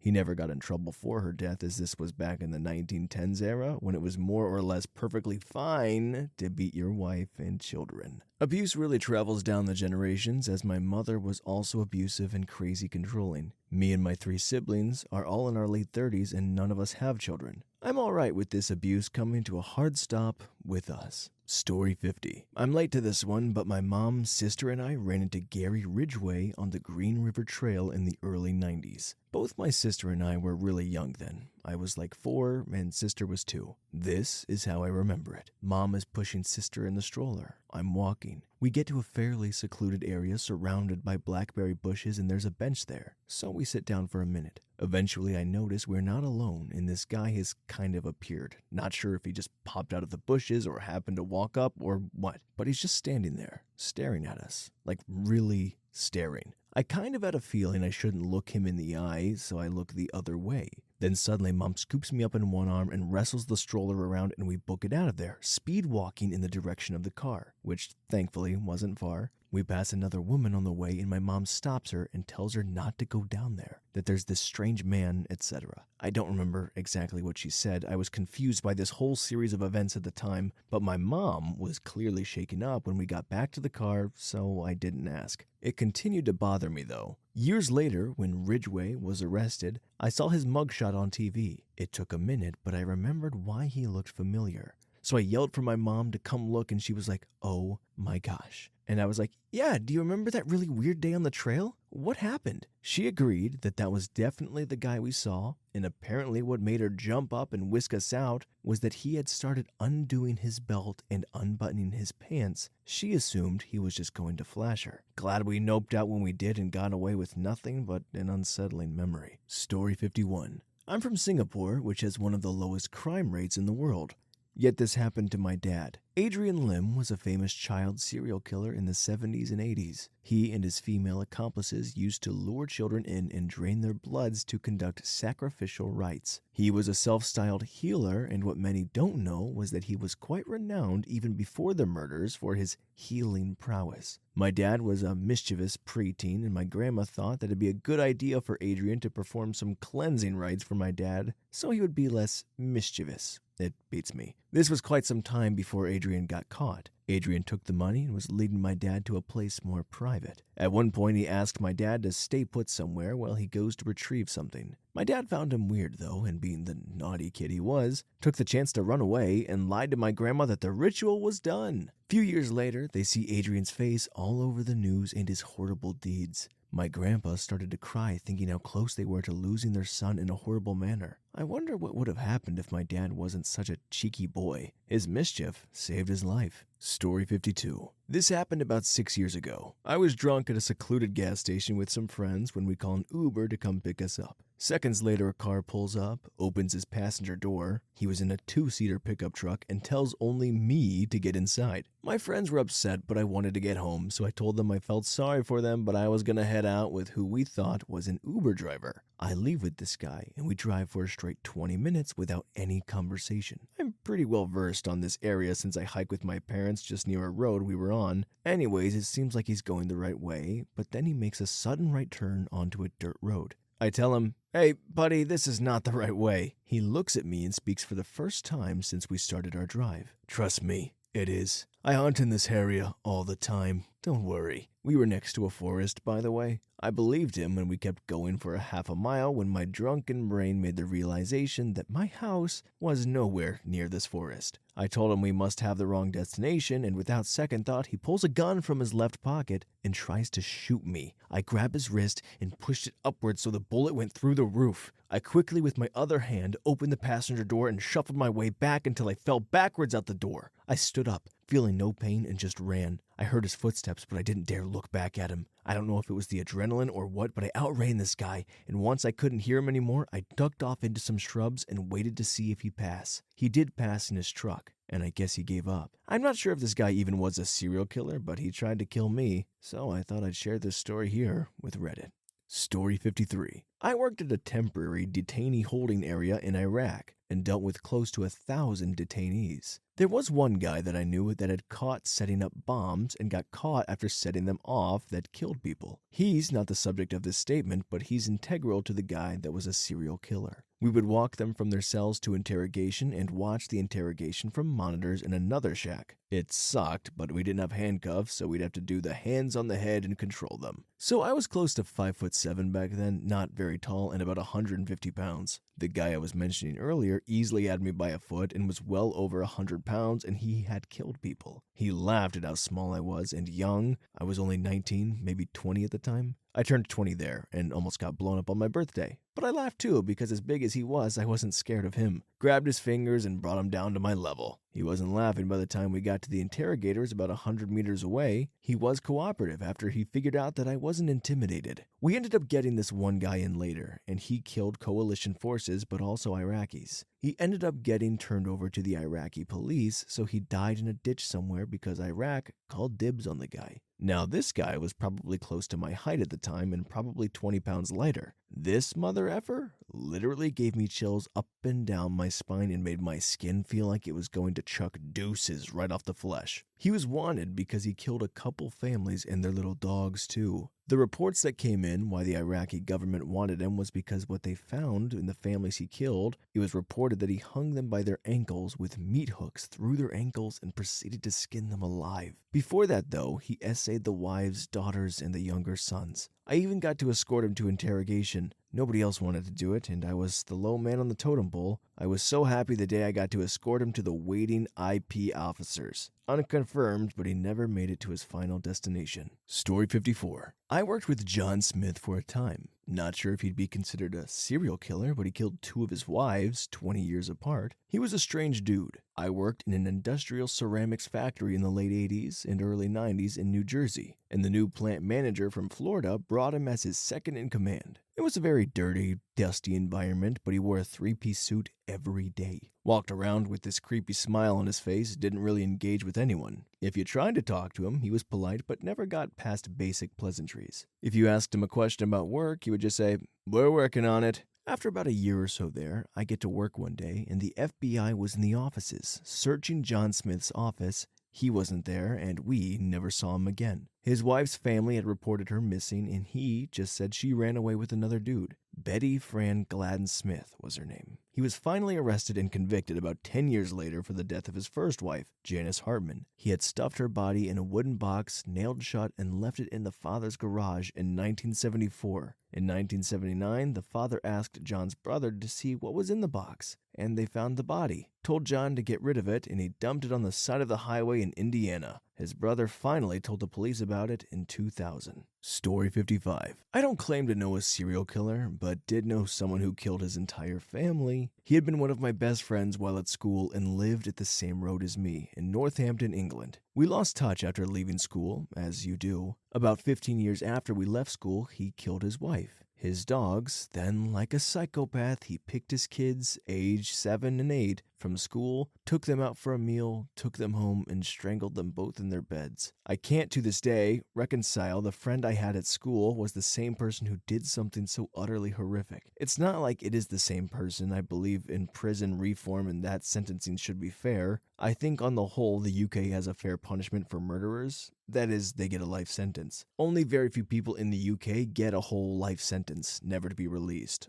Life without parole, LWOP for the Americans reading this. We have about 50-ish people serving a whole life order in the UK. The very worst of the worst. Sadly, Philip Austin isn't on that list of whole life order prisoners. He was sentenced to just 20 years. He is already eligible for parole and may have even been released, or is in an open prison pending release. Story 57. When I was younger and dumber, I got a DUI. Long story short, I had a myriad of other charges that were ultimately dropped in exchange for me entering a guilty plea for the DUI, of which I would serve a total of a 45-day sentence broken into 3-day weekends. Quick side note, with hindsight being 2020, I would highly recommend just getting a sentence like that over with instead of prolonging the experience over 3 months' time. I was to report to a facility in Charlottesville, Virginia. Because of my unusual sentencing of weekends being served Sunday through Wednesday each week, I stayed mostly in a holding cell by myself. You begin to notice patterns and routines of staff and the facilities around you. I noticed after a few weekends that across from me was the same inmate every time, and it appeared he was there permanently for the purposes of segregating him. He seemed to sleep all the time, so I never really saw him, but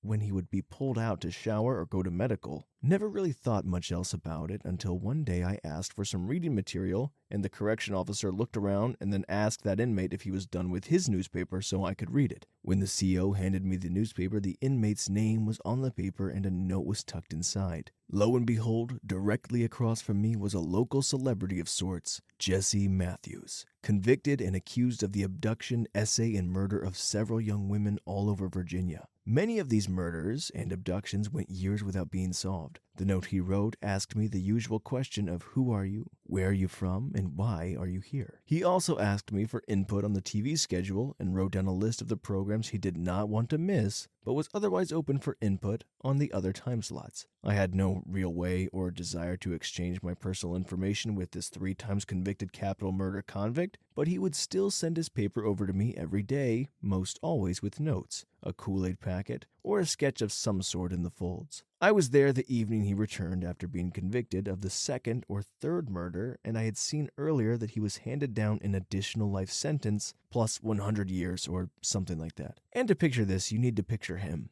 Here comes a shackled 6'7" giant black man with dreads down to his back, convicted murderer, assayer, abductor, The CO asking him if he wants his dinner tray. He sighs and, in voice at the exact pitch of Cleveland Brown Jr., say, "No, I'm going to eat cereal and just want to watch cartoons." With that, the CO shuts his cell door, walks over to the TV, and puts on Cartoon Network for the rest of the evening. Sorry for the spelling and grammar mistakes. Too long didn't read, went to jail for several weekends, met a local serial killer. Turns out he is a child trapped in a super violent, huge human body. Story 58. My mom worked with a lady named Dana when I was 9 or 10 years old. They were both nurses at the local hospital, and when my mom had to work in the recovery room, she would bring me to work to hang out in the lounge until she was done. Dana was one of the OR nurses, so I'd see her in the lounge when my mom was looking after the patient. She was always really nice and funny and would try to connect with me on my level. I remember always talking to her about the most recent episodes of Ren and Stimpy because she was a fan too.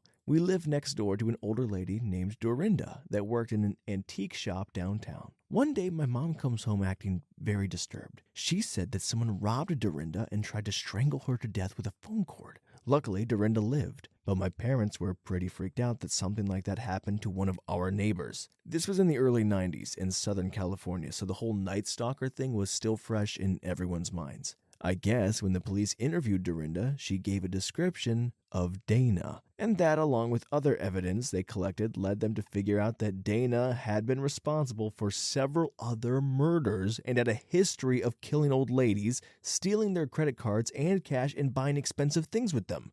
Last I heard, she got life in prison and is a born-again Christian now. If anyone wants to look her up, her name is Dana Gray. What I find funny is that when I Google her name, it always has her middle name too, even though she never used it before she was a serial killer. Story 49. Whether or not the man is a bona fide serial killer has not been proven in a court of law, but one of my mother's longtime boyfriends growing up was tried for the serial essays and assaults of relationship workers in Alberta, and several of them made statements indicating that he had claimed to have killed in his past. Oliver James Doherty. I have trauma in my past that causes memory problems, and often my mother kept secrets. But all my memories I do have of him are starkly negative. Not only did he make me deeply uncomfortable on a level that I can't explain, I remember him relishing and tormenting me many times, putting his dirty underwear on my head or teasing me viciously. His children had behavioral issues, joyriding in cars and getting into physical fights at school, along with developmental problems. There was an incident where he tried to break into our house with a ladder, after which my mother filed a restraining order. I then didn't hear about him until he came up in the news, and I began reading the testimony of his victims and following the case. Absolutely chilling. Story 60. I took one on a test drive in a BMW M6. Todd Kolip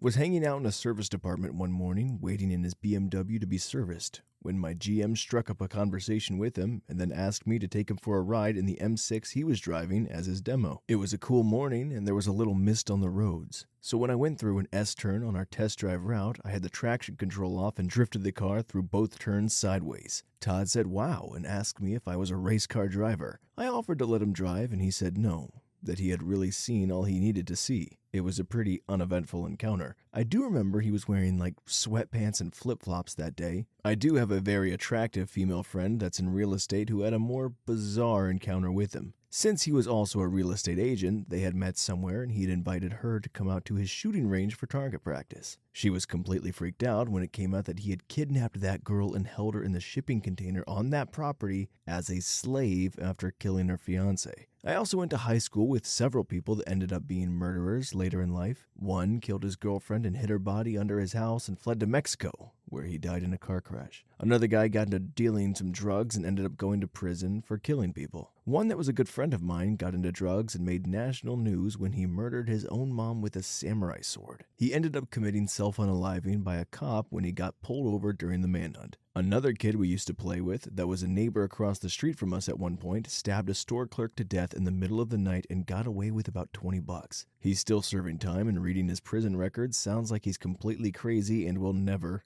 get out. I also had a really sweet person live with our family for a while that was murdered. Zilpha Lowery was featured on the TV series Cold Case Files.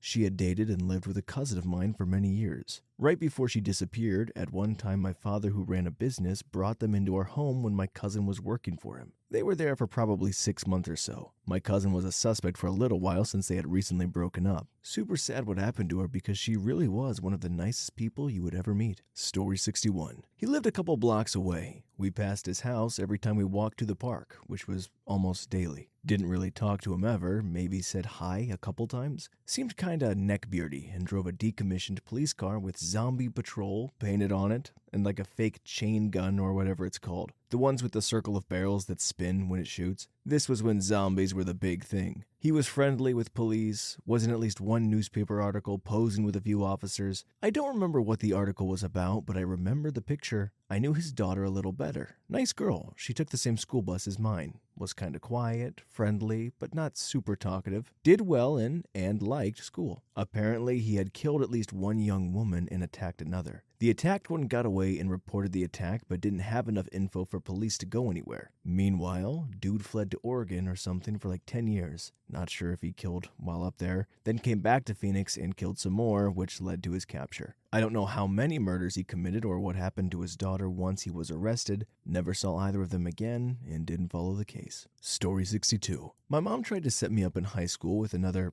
creative kid, I'll call M, that liked movies. It was a client's son and they thought we'd hit it off. I wasn't interested, mostly because he went to a rich kid school and I wasn't going to date someone from that school. 10 or so years later, I get a text from my mom saying that she's not allowed to try and match me with anyone anymore. Turns out the young women that were going missing in my hometown and the surrounding towns over a 5 or so year period could all be connected to this M. It was later found out that he would stalk them, kidnap them from their homes, murder them, and bury their bodies over state lines. They got him through DNA on one murder, I think, and was able to connect him to the others. Thank God I had some weird prideful standards. Turns out Mom doesn't have the best judgment when it comes to men. Story 63. I can't say for certain if the person I encountered was the person I thought it was, but I'm fairly certain they were at the very least a high-level predator. We were on a subway, and he was charming 2 young female backpackers into giving him loads of information about their trip, where they would be, who was expecting them that night, no one, how they were planning to get places, hitchhiking on I-5, what they had lined up, a crappy hotel. One girl even mentioned how heavy her backpack was and how tired she was, and also that she had blisters from her new shoes. She couldn't have painted a wider target for him. They seemed so charmed with him, though, hanging on his every word about the local area. He was feeding them tips about where to eat, what subway stops to use, stuff like that. I remember one of the girls said suddenly,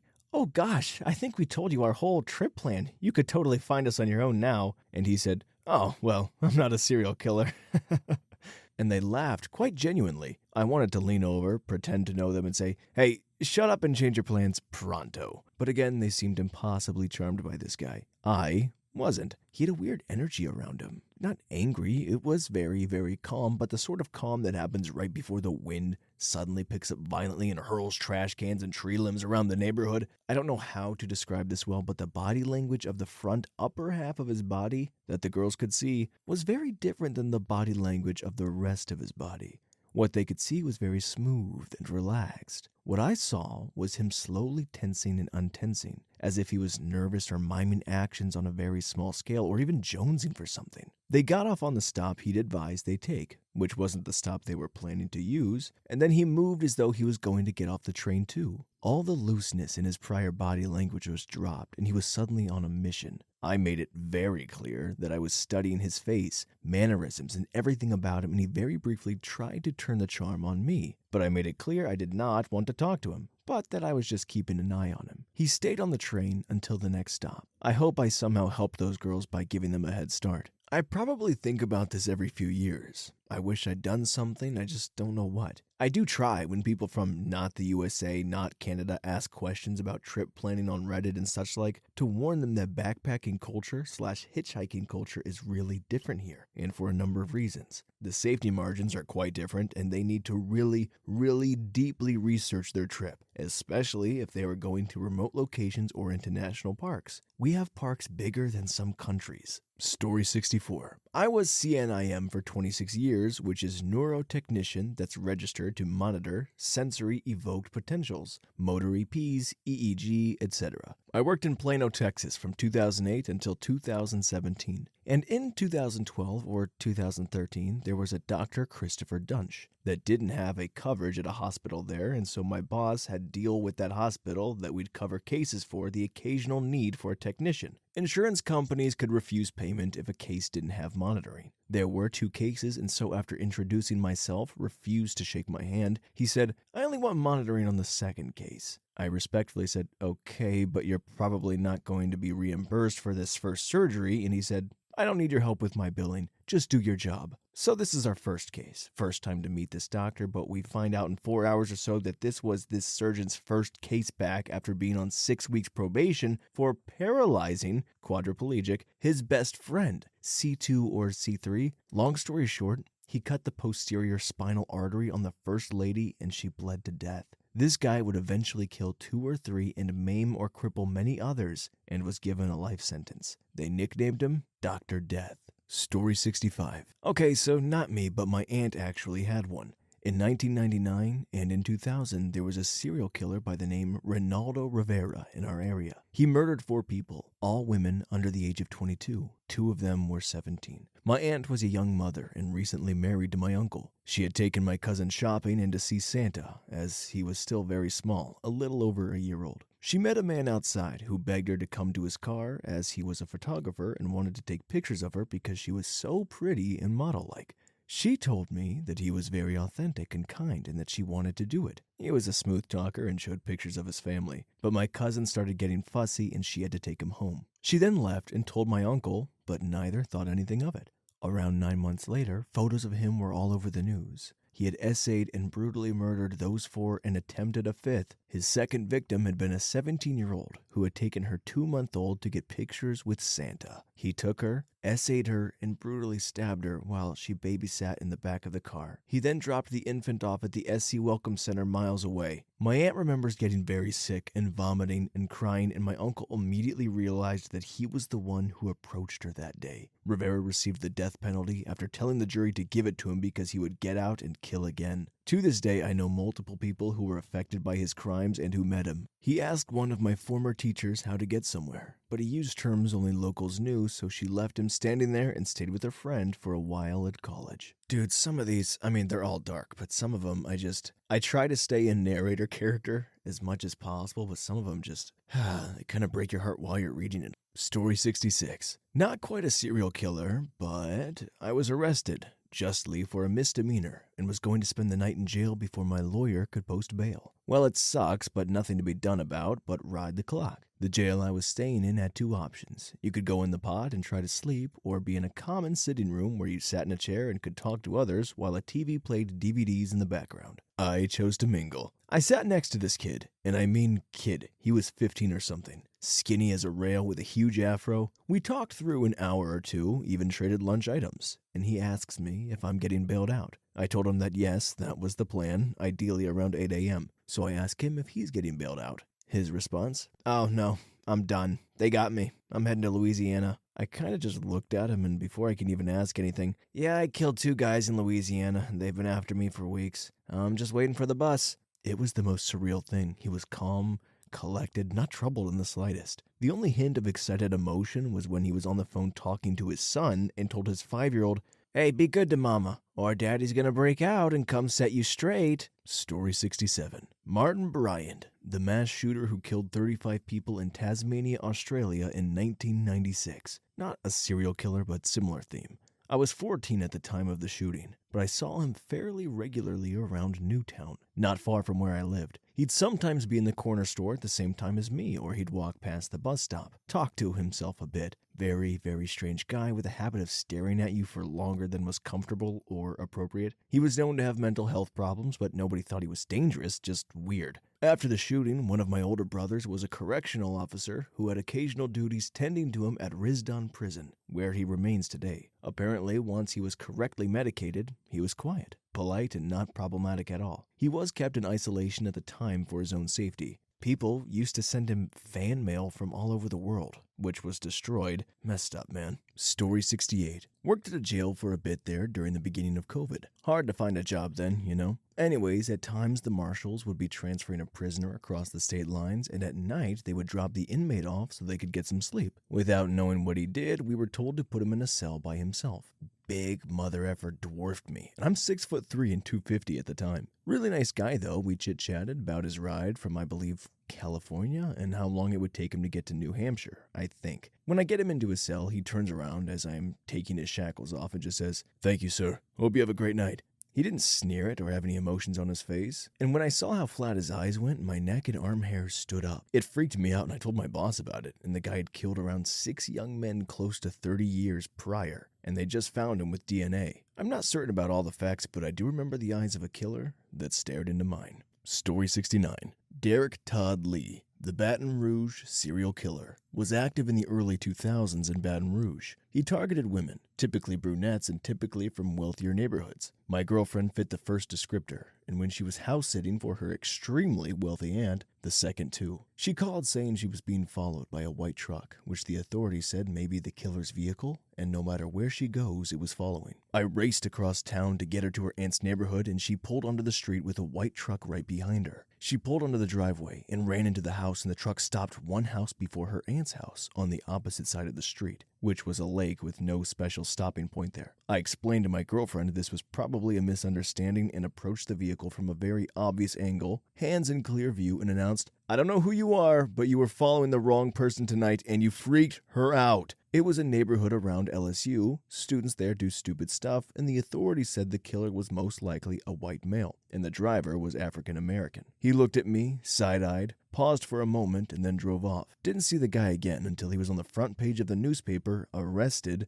as the Baton Rouge serial killer. Story 70. I used to live in Iowa and bounced from home to home with my 4 siblings until at one point we were with our grandma. Our mom was in jail for dealing drugs, and unbeknownst to those who put us back with our grandma, she had also been a part of our mom's drug group and worked for her. Our grandma was pretty abusive, and we were all 5 crammed in the dining room to sleep. Our grandma had a friend who slept on our covered porch/den. Not too hot in Iowa to sleep outdoors. Her friend Dee would read us bedtime stories and teach us how to properly act and be kind to one another, which made our grandma so jealous. I was maybe 5 or 6 at the time, so I had no knowing, but my sister, who was an older teenager at the time, shed light on the fact that Dee was actually a hit woman and she was laying low with our family. To this day, I still think about the fact that someone who killed for a living was a better grandma than the one I was given. Story 71. I'm a big trivia guy and also a former Jeopardy champion. I was playing in a local trivia contest here at the library that has a fundraiser for their adult learning program in Bloomington, Indiana. That was televised on the local cable access channel. My team was pretty good, and we usually ended up in the semifinals, but never won. Lots of really smart people in a college town. We played against a team and beat them fairly handedly. I always shook hands with the people we played against, and one year there was this really big guy, and I will always remember the size of his hands. Not very long after we played each other, he murdered a college girl here in town. He later was convicted of attacking another and is a suspect in the disappearance of a couple of others. He seemed really nice. We had talked a little before the match in the area where all of the contestants hung out before we played. The weirdest thing was, when the news in Indianapolis announced that he had been arrested for the girl's murder, the clip they played in the newsroom was of us playing trivia. So there I was with my 3 friends on the screen while the newscasters talked about this guy being a murderer. I had several friends call to tell me they saw me on TV because of this.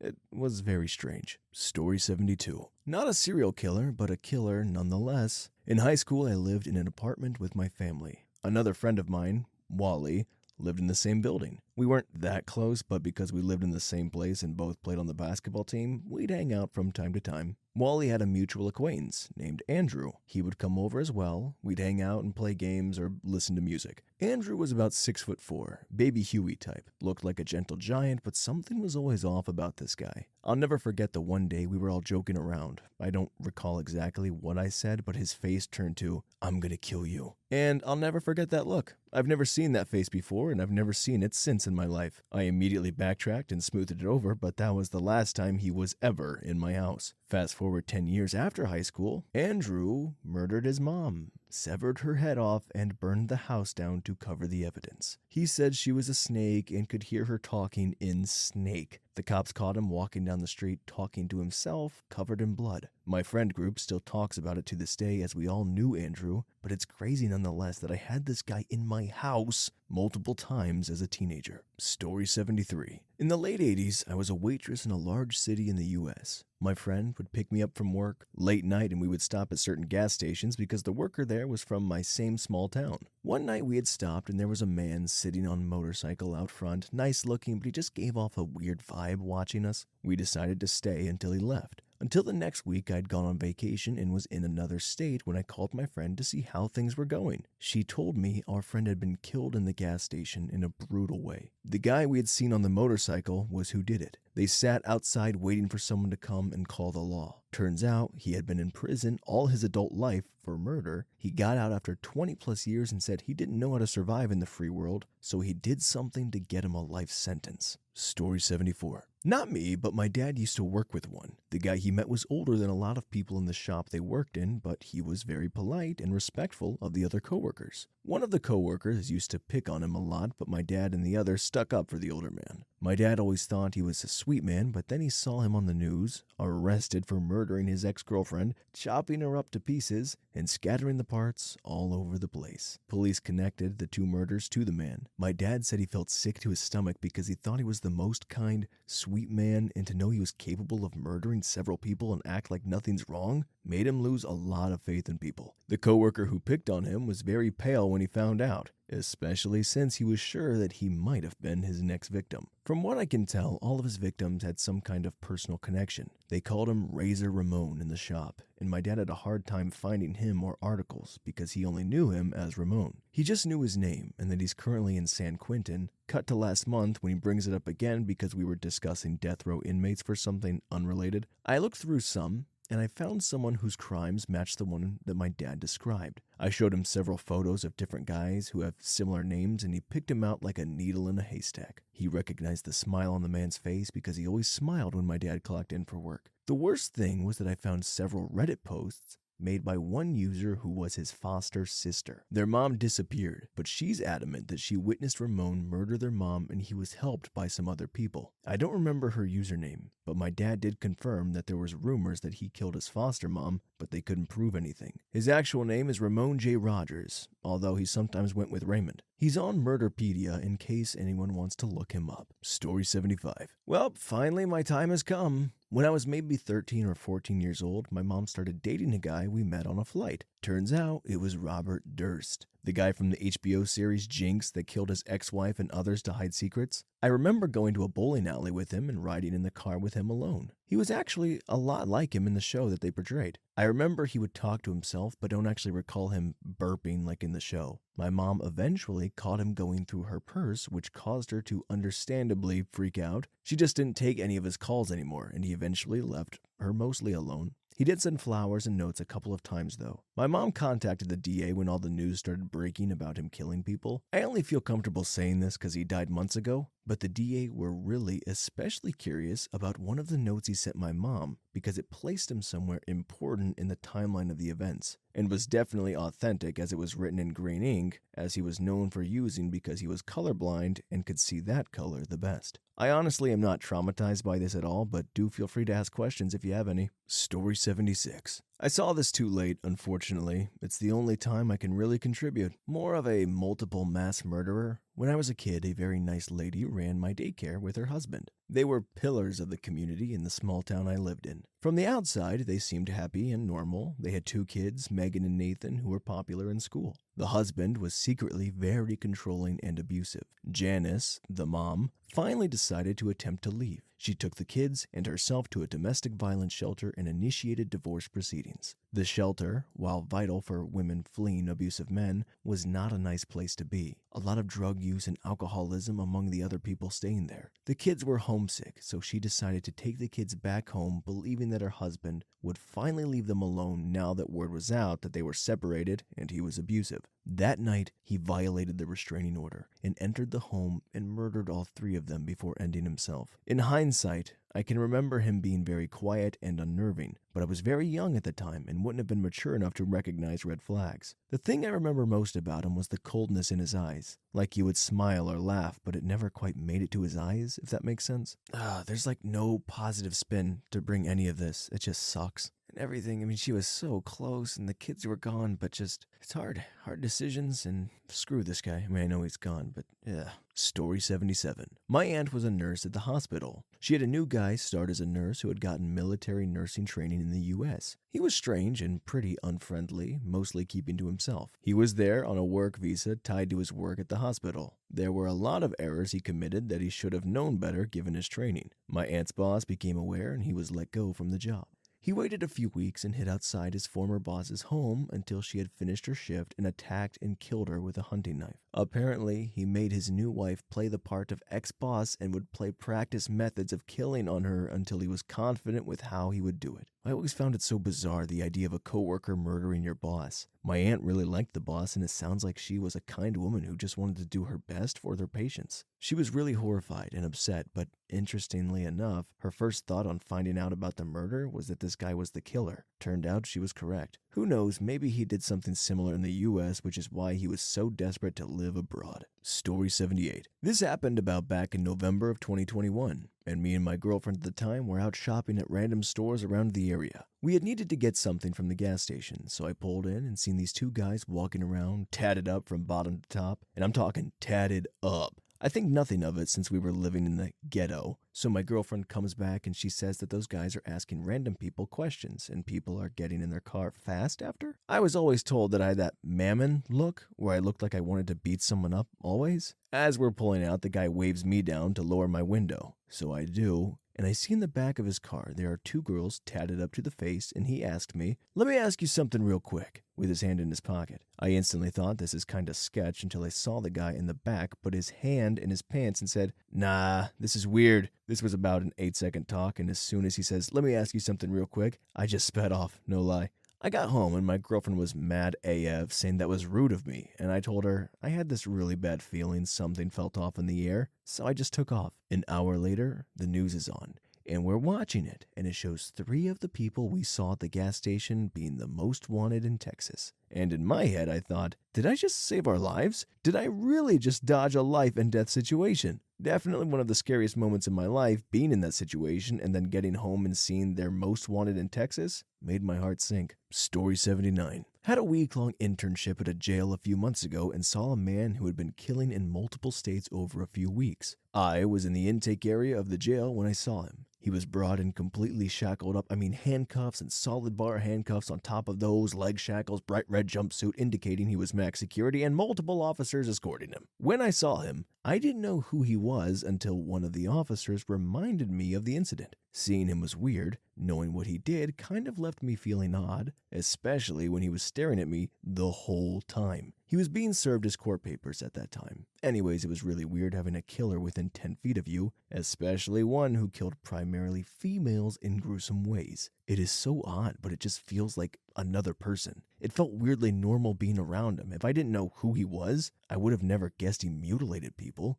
If I saw him in the grocery store, I would have never guessed he had such ill intentions. It truly goes to show that murders simply fit in, and they are just like us. Long story short, seeing and being close to one and standing right outside of their cell door while you're being stared down hardcore is really weird. Story 80. Had a stepbrother who I never saw often when I was younger, but got word during the 2010s he was locked up for good after being convicted for tying up a couple and setting them on fire in their home. Details of the killing fudged a bit because it was kinda high profile in the town where it happened. From the few visits we had as a teenager in the 90s, he got in a fight with his dad during a scheduled visit, had to be restrained for a long time before the situation de-escalated. Poisoned food me and my mom ate. Had violent vomiting on the day he went back, but we never had solid proof to tie it to him. Mom recalled him running to the living room and laughing, but didn't think much of it. When I was 8 years old or so, we had a spider in the kitchen I failed to kill. Later that night, before I went to bed, he told me that if I tried to kill a spider and it got away, that it remembers and comes back to bite you while you are sleeping.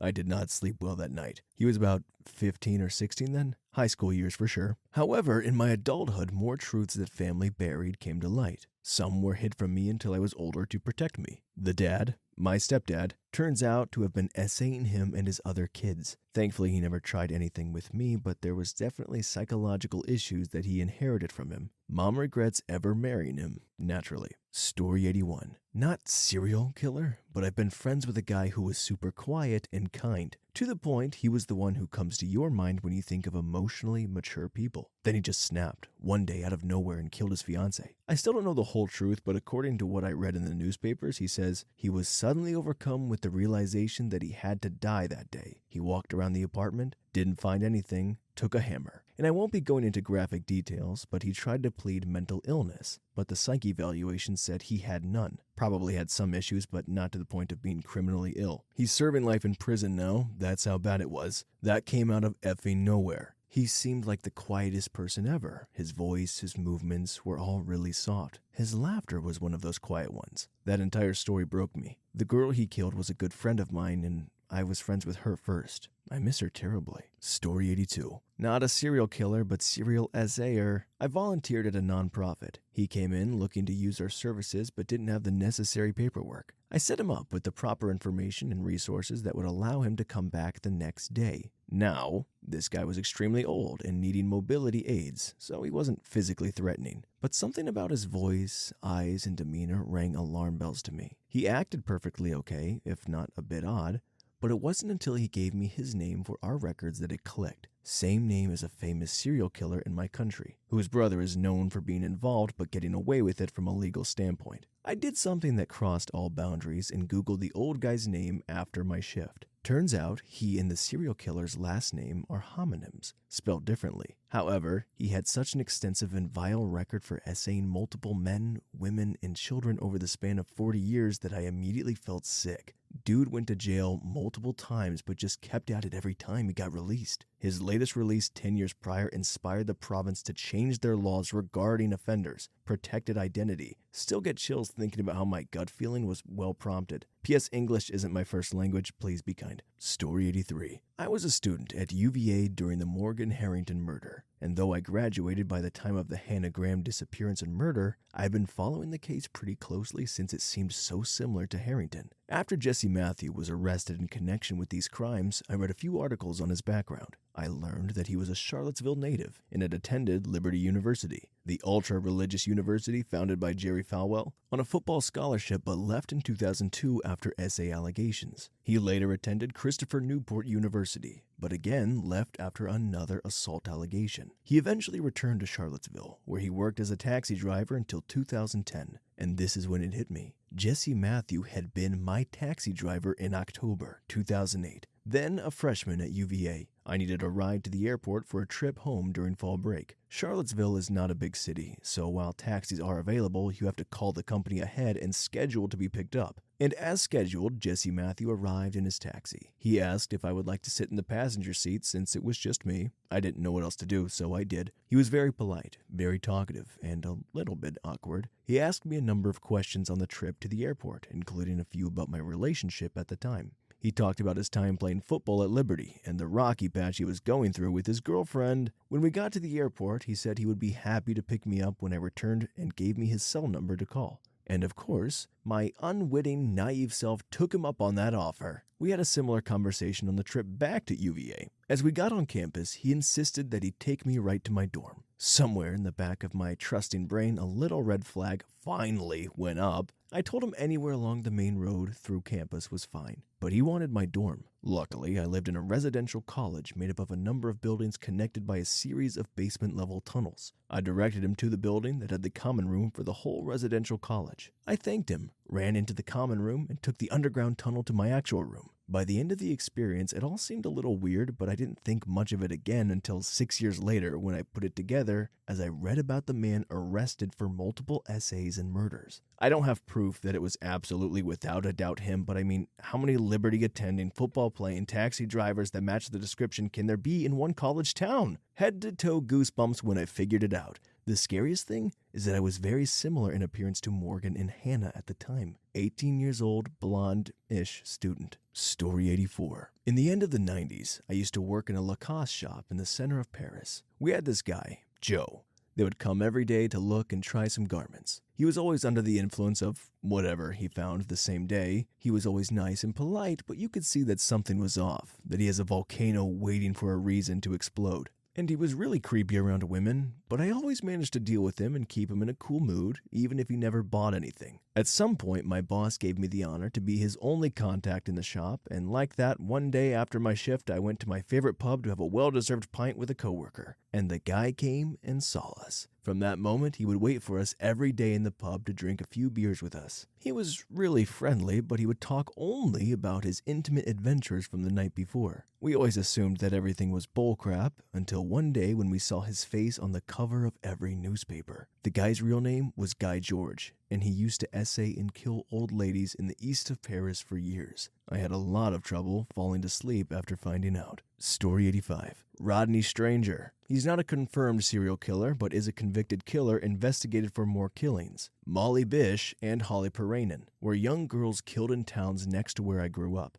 Molly actually attended swim and lifeguard classes at the same YMCA I went to and attended swim classes at, though I don't know if we ever met. I met Rodney Stranger in a local store, and it was instant bad man alarms in my soul. I didn't even know who he was at the time, but I remembered him, and when I looked for an update on Molly Bish, I saw his picture because he was being looked at in connection to her case and recognized the man as the one from the store. Lay people / keyboard crime fighters also suspect he may have been responsible for Holly. He even used to frequent the Dunkin' next to the YMCA Molly and I attended. I've always had this weird feeling like I was almost his victim. Not because of the day in the store, but because of 3 other incidents. One day I went to walk down a secluded trail to a local lake, very similar to a nearby spot where Molly was killed. Again, alarm bells went off in my head saying, turn around and go back to the car now, and I did. Of course, I have no way to prove anything would have happened, but still. Then I was working as a camp counselor at another nearby lake, and we had an intruder. When I was on watch at the center of my section, my girls in my cabin started screaming frantically. They said an old man had raked his fingers across the screens. We had no old men working at the camp. The oldest was in his 30s. We went on a full manhunt for the guy. Someone caught a glimpse of him, but he was gone by the time they could run after him. Never found him. The description from the girls and the other counselor matched Rodney. Finally, a girl living on my street had a creepy guy matching his description try to get her into his car, but she ran. I have a very similar appearance to all of the girls mentioned, and I just have always had this deep suspicion that he almost got me too. Story 86. Totally unsure if it was a serial killer, but I was possibly almost abducted not long after I got my license. I was driving the same country road I drove numerous times a day, definitely going above the speed limit. All of a sudden, a car came up fast behind me and started flashing his lights. I pulled into the next turn, thinking he wanted to pass me, but he pulled in behind me. We had a cop who lived up the road and about 2 minutes away from where I was heading. I called him, and he was thankfully right around the corner. While I called him, the man driving the car got out with a small case of some sort, small, handheld, and started walking towards my car. I was trying to back up to get away from him when my neighbor showed up. The guy got in his car and hauled out of there. Neighbor cop called other cops to come out and look for the guy, but they never found him. The scariest part? The cops told my parents that he had no license plates on the car and he was clearly up to no good. They didn't tell me that until years later, but it still freaks me out. Story 87. My grandmother had a tailoring business on the ground floor of a residential building, and the guy had a store right next to it. He was friends with her and knew my whole family. I had karate lessons with his grandson, and his son ran the business and played soccer occasionally with my dad. Needless to say, we thought of him and his family as well as a normal, friendly, elderly man. I remember one time my grandmother's washing machine broke. He offered to come upstairs and fix it, and he did. I was all alone in her apartment, which was right above her business place in the same building. He was super friendly and talkative whilst fixing the machine and kept asking me to hand him this tool or the other. At the end of the encounter, he handed me a Snickers bar. Super nice, right? Well, after a year or so, I overhear my mom and dad talk about how a local detective arrested this guy. He was all over the news. Turns out he used to target and lure currency exchangers, which are basically people who stand right outside of the city market and have a lot of money on them, so you can basically exchange currencies without stepping out of your car. It's a Balkan thing. Somehow he used to lure them to his car and then to his basement where he'd hit them over the head and then proceed to hammer them to death. I think he killed around 3 to 4 people, all in the same manner. The whole town was shocked. It's a relatively small town where I'm from, so everybody kept talking about it for a long time. He was caught because the detective that arrested him lived in the same building as him. She was going to work early in the morning and saw him with a bloodied shirt going in the basement. This old dude is still rotting in jail to this day. His grandson is actually super cool, and his son still owns and manages their business. They just relocated to another part of town. The lesson that I learned here is that you cannot possibly know who people truly are, ever. It's in Cyrillic, but turns out they're going to put the hammer that he killed all those people with in a museum. Story 88. A teacher and mentor of mine from university, someone I also consider a very close friend, had an encounter with a killer that isn't widely discussed. He told me a story about a man who was very popular in a nearby town of Baton Rouge, Louisiana. He went by the name of Train.